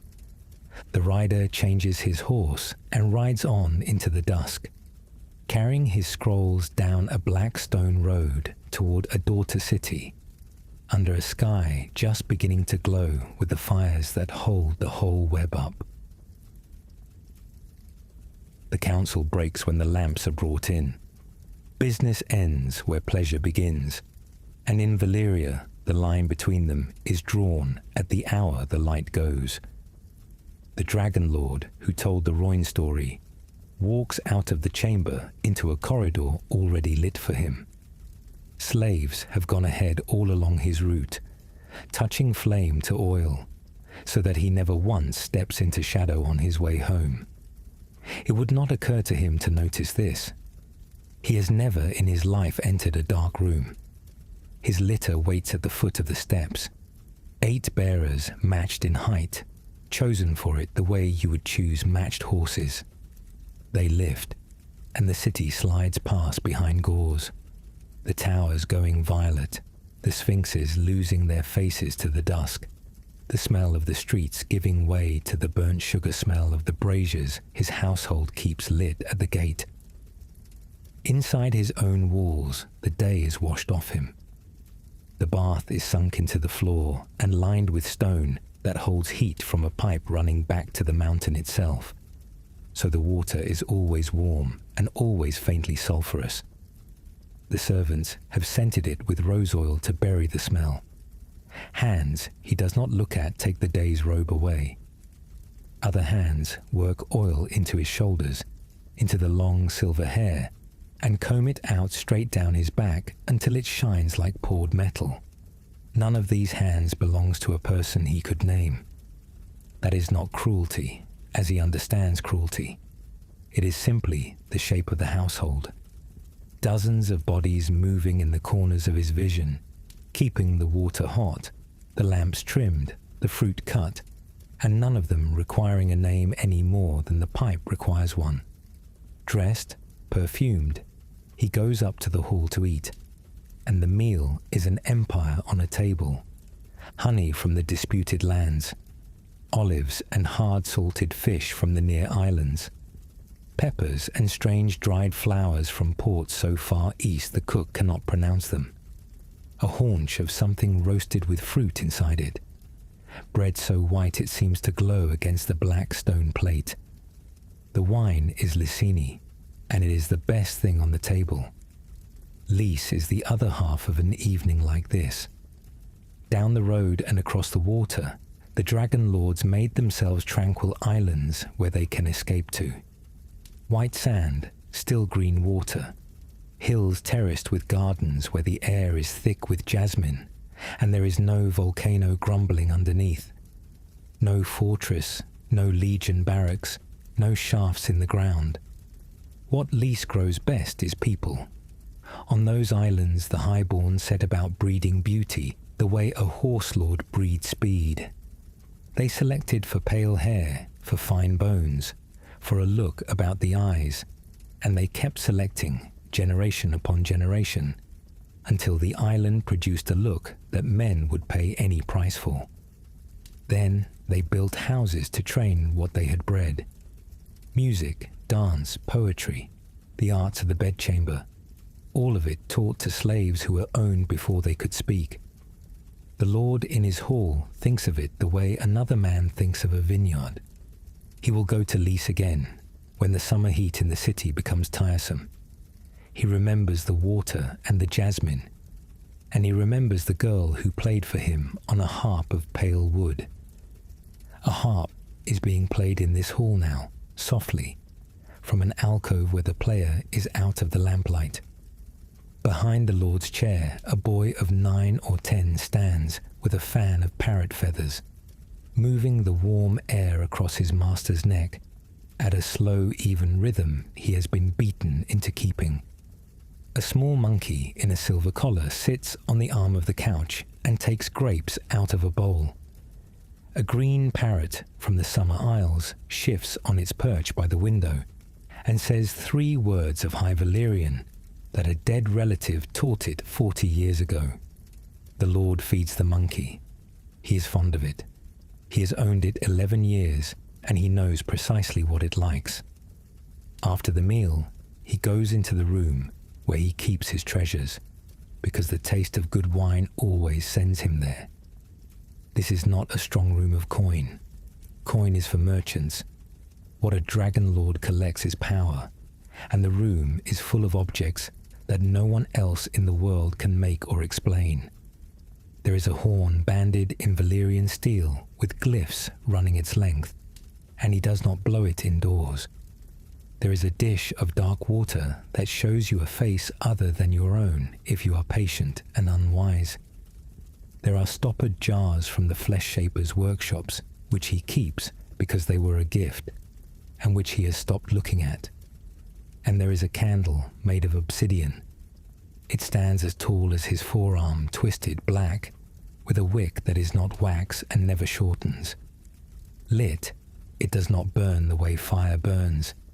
It gives off a light with no warmth in it, a pale glow that makes the room look wrong. Colors going strange, the shadows falling in directions the lamps do not explain. If a man with the right blood and the right training sits before it long enough, it is said he can see across the world and speak to another who sits before another candle far away. The lord sets the candle down and goes onto his balcony with the last of the wine. And at this same hour, half a mile down through the rock, a man he has never seen is filling the last basket of the day by the light of a dying lamp. He works in air that tastes of iron, at the bottom of the same mountain that heats the bath. The Dragonlord holds no wall in his mind between those two facts. The bath, the bread beauty of Lys, the harp in the alcove, the black candle on the shelf. Every soft thing in this hall was made, and it was made by hands in the dark. The whole civilization is a single machine with pleasure at one end and suffering at the other.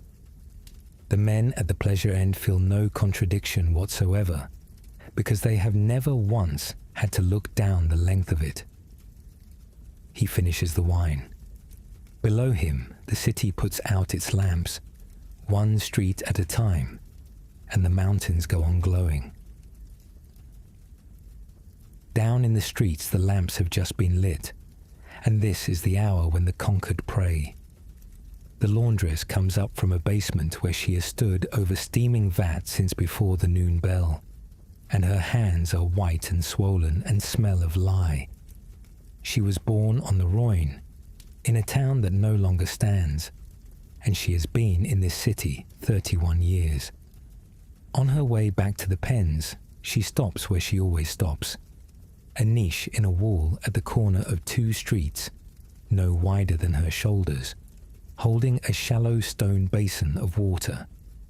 She dips 2 fingers, touches them to her mouth, and speaks a few words in a tongue nobody answers to. Mother Rhoyne is who she is speaking to. Back home, the river was a god, and the god was a river. You could put your whole body into the water, sinking into the stream during your prayers. Here she has a basin the size of a soup bowl, filled each morning by whoever remembers, and a single spare minute in her entire day. She says the names of her dead into the water and continues along the street. Her street is not unusual. Walk the length of it, and you pass the gods of half a world, crammed shoulder to shoulder like the people who carried them here. There is a doorway with a harpy cut into the lintel. Here, the descendants of Giscari slaves burn a pinch of something that smells of cinnamon. There is a red temple 3 streets over, tall and windowless, with a fire kept always alight. Inside it, priests in scarlet, who tell anyone who will listen that the night is dark and full of terrors. There is a low hall where the moon singers gather, women from the far north, who chant to the moon and wait for it to tell them where to go. There are Andal captives who kneel to 7 faces of one god and count them on their fingers. There are households from the eastern ports who keep small, ugly idols in a cupboard and feed them rice. Somewhere on a quiet street with no sign on the door, there is a house whose god has many faces and only one gift, and the people who need it know the way. None of this is forbidden. Not one shrine, not one chant, not one fire. In the greatest city in the world, you may worship whatever you please, and this is one of the very few freedoms a slave here actually has. It is no kindness. The clerks of the Archon's household keep records of every temple in the city, where it stands, who attends, which tongue the rite is spoken in, how much the congregation gives. A priest who wants ground to build on submits a petition, and more often than not, gets it. The stone is granted, the frontage measured, the taxes set. A new god is licensed the way a new granary is licensed. 40 different gods across as many temples is 40 congregations that do not trust one another. The Giscari despise the Roinar. The red priests call the harpy a demon. The moon singers keep to themselves and marry their own. A man who spends his 1 free hour of the week arguing about whose god is real is a man who is not counting how many of them there are, or noticing that they outnumber their masters 100 to 1. Let them have their gods. Let them have all of them. That is the policy, and it has held for centuries, and it works precisely as well as the whips. Better in some quarters, and cheaper. High above the lit streets, the Dragonlord on his balcony hears the evening prayers as a sound, the way he hears gulls. They rise up to him mixed together, the chanting and the bells and the drone of the red temple, and to his ear it is all one noise and all of it equally foolish. He has been petitioned by priests. He has granted land to 2 of them and refused a 3rd. He was polite. He's always polite to priests, in the way a man is polite to a good steward. What he believes is simple, and he has never had cause to examine it. There are no gods. There are powers in the mountain, in the blood, in the old words sung over hot steel, and these can be learned, bought, bred, and commanded. Everything else is a story the weak tell to make their weakness bearable. A well-run city should provide plenty of such stories, in as many flavors as the conquered require. He has taken a dragon up through cloud into cold, thin air, higher than any temple spire, higher than the smoke of the 14 flames, and looked around and found nothing there but wind. Whatever men imagine lives above them. He has been up where they say it lives, and it was empty, and it was cold, and he came back down for supper. The proof of what his kind think of gods is sleeping in the mountains behind the city. Valyria had gods once, before the dragons. Names out of the shepherd years, powers of fire and flood and storm that the sheepherders begged in the dark. Those names have not been forgotten. they have been reassigned. Balerion, Meraxes, Vagar, Syrax. Every one of them was a god or a goddess of the Old Valyrian faith, and every one of them is now the name of a beast that answers to a whip and a word. That is the whole theology of the Freehold in a single act. They took the names of the things their fathers prayed to and hung them on animals they own. A dragonlord does not deny his gods. He saddles them, and so the city holds 100 faiths and has none. Every god of every conquered people has a roof and a lamp and a license, and the men at the top of the towers believe in exactly one thing, which is themselves. There is a cost to that, though nobody in the city would recognize it as a cost. A people with gods have somewhere to put their dread.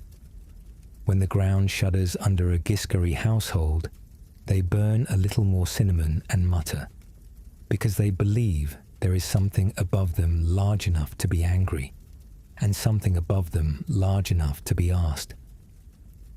The laundress puts her fingers in the basin every evening, precisely because she knows she is small.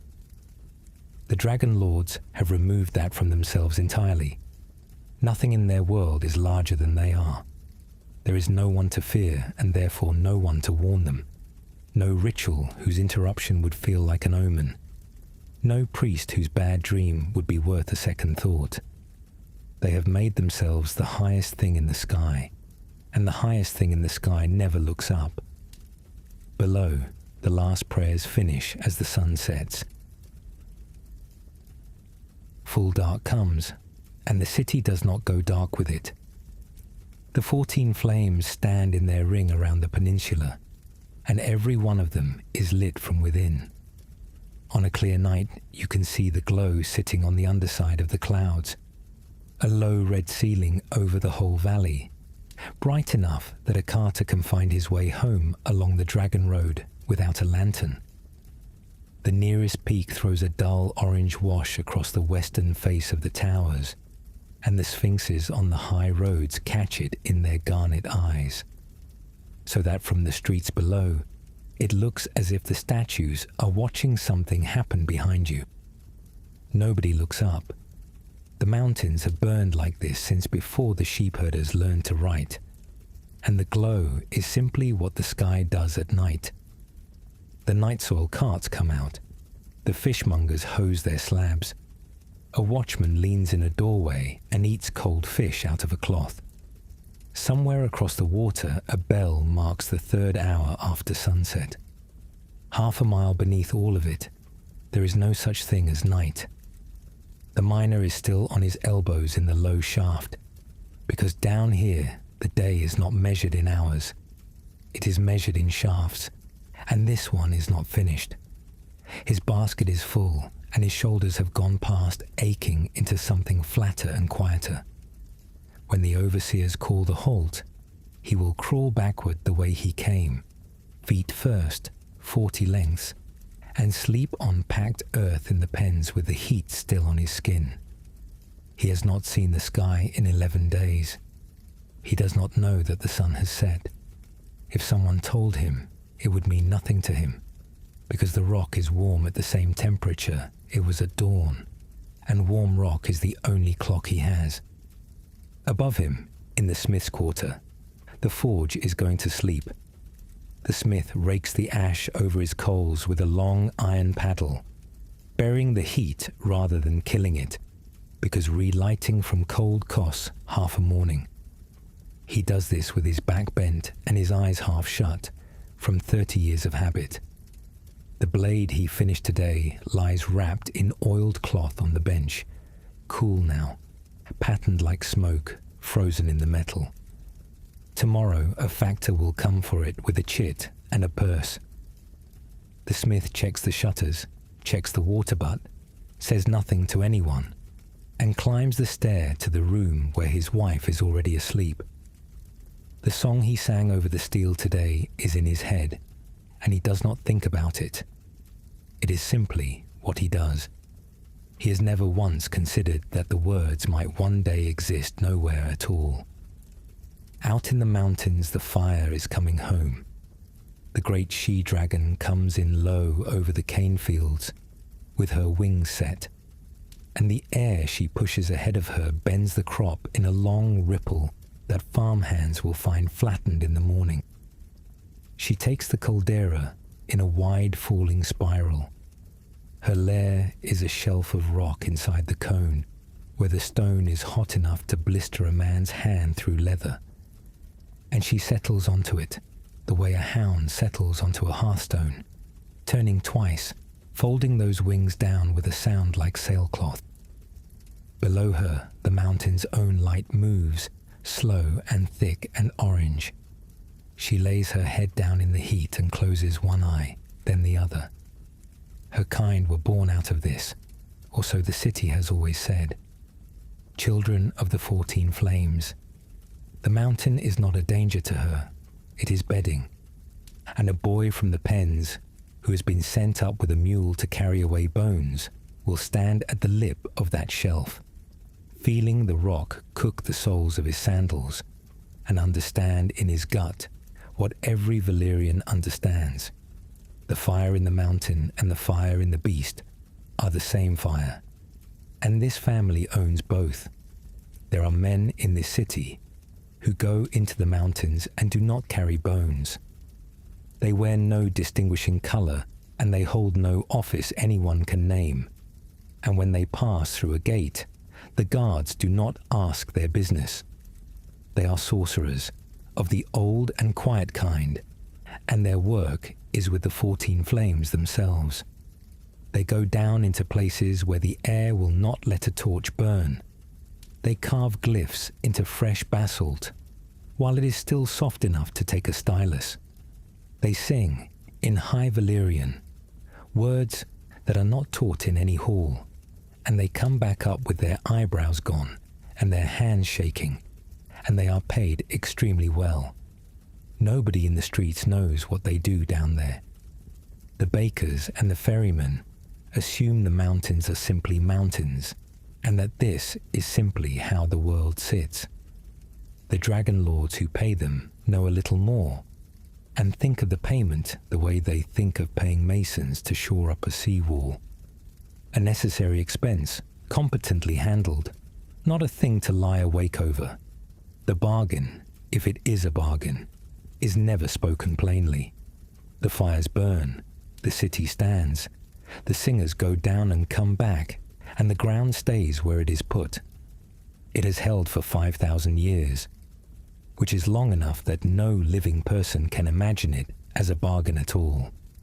It has become simply the shape of the world, and nobody asks the obvious question, because to these people it is not obvious. Sorcerers are men. Men can be knifed in an alley over a debt. Men can grow old and die with an apprentice half-trained. A word sung wrong, a lineage broken, a single mage lost in a quarrel between two houses that hate each other. And whatever is being held would still look held, right up until the moment it gave way. On the highest balcony in the city, the Dragonlord is still awake. He has come out for the last of the wine, and the night air off the sea is cool on his face, and he leans on the rail and looks at what he owns. Rooftops in their thousands, going down and away in terraces, each with its little coal of lamplight.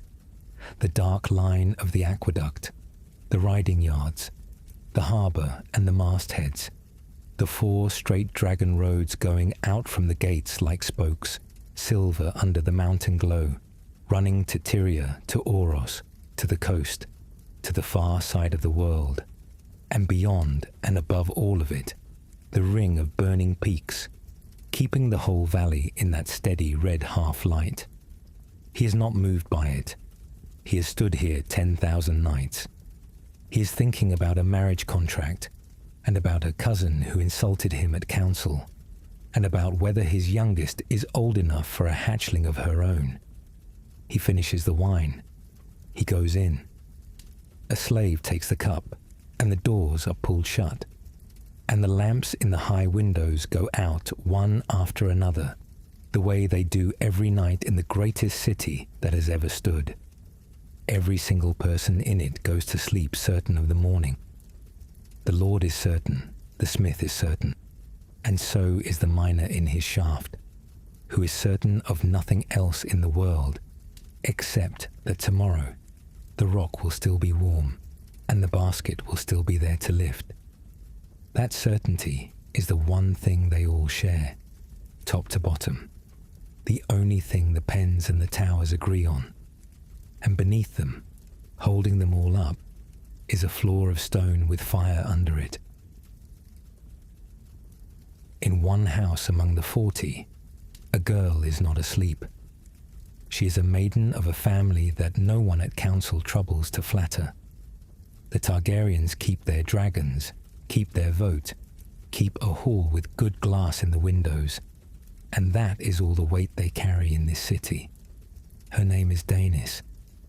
She is woken with the linen twisted in her fists and her heart going like a bird in a box. And she is sitting up in the dark trying to hold on to something she would rather let go of. She has seen the towers come down. She has seen them go down into fire, all of them at once.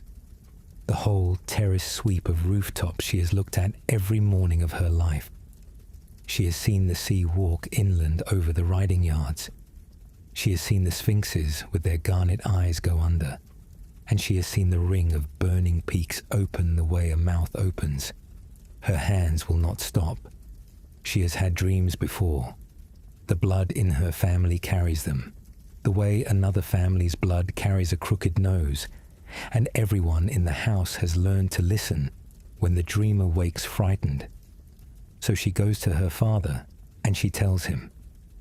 Aenar Targaryen listened to his daughter in a cold room before dawn, and does something no other dragonlord in the Freehold would do. He believes her, on no evidence. There is none. The mountains are exactly as they were last night, glowing steadily on the underside of the clouds. Every stone in the city says that the world is fixed. He believes her because he knows what her blood is, and because a man who has flown above the 14 flames has some private sense of how thin the crust of things might be. Then he does the harder thing. He acts on it. He sells the estates. He sells the orchards and the vineyards and the share in a mine below the western cone. And he takes the loss, because a seller in a hurry always takes the loss. He empties the vaults into chests, and the chests into the holds of ships. He loads his household, his wealth, his goods, his slaves. He calls his 5 dragons out of the hills, and he goes west, past the stepstones, up the narrow sea, to a bleak smoking rock the family has held for 200 years as its farthest outpost. A fortress of fused black stone wet with sea mist, garrisoned by men who were sent there as a punishment. Dragonstone is the last thing before the edge of the known world. It is a customs post with a good harbour. It is nothing. The city laughs at him. They laugh at council, and they laugh over wine, and the joke keeps its legs for years. A dragonlord who abandoned the centre of the world because a girl had a bad night. He is called a coward. He is called soft in the head. Houses that would not have noticed the Targaryens in a decade now have a reason to mention them, and the reason is contempt. In the towers he left behind, his cousins agree that whatever weakness runs in that line, it has finally shown itself, and they get on with the marriage contracts and the insults and the shipping. 12 years pass. 12 years is long enough to prove a coward wrong. Long enough for the smith to bury his master and take the forge, and for the boy sweeping his floor to grow big enough to hold the tongs.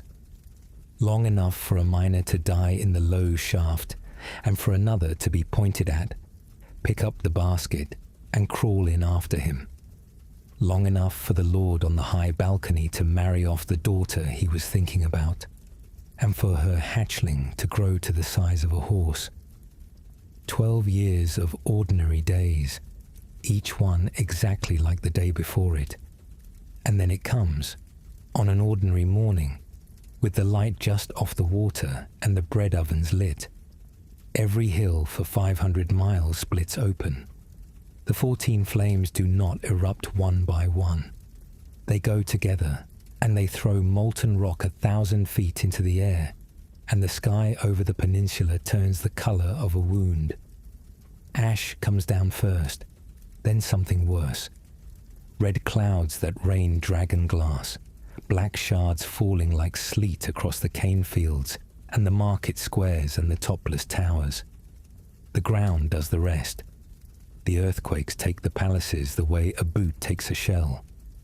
Every high building the Valyrians grew out of stone comes down within an hour. The great domes fold. The 4 straight dragon roads crack, buckle, and go under.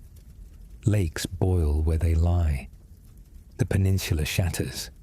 Where there were mountains and cities and a valley full of light, there is now a scatter of drowned islands and a stretch of water no captain will cross. 5,000 years, ended between one morning and the next. Nothing is saved. The records go. The songs sung over steel go. The words the mountain singers carved into soft basalt go. The legendary blades of Valyria survive. The making of them does not. High Valyrian breaks apart in the mouths of the survivors' grandchildren into 9 bastard tongues that can no longer read their own grandfather's obelisks.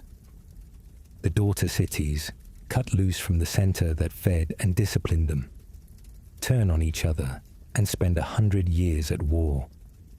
Men afterward call that time the Century of Blood. One dragonlord tries to take it back. Orion, in Qohor, crowns himself Emperor of Valyria, gathers 30,000 men, mounts his dragon and flies east to reclaim what is his. Neither he, nor the dragon, nor a single one of the 30,000 is ever seen again. Others try, by sea. The doom still rules in Valyria, sailors say, and they say it as a plain fact rather than a warning, because every expedition that has tested it has stopped sending word. And on a rock at the edge of the world, one family awakes to find itself the last of the 40. The Targaryens have their fortress, their slaves, their gold, and their dragons. They were never the greatest of the Dragonlords. They are simply the ones who left.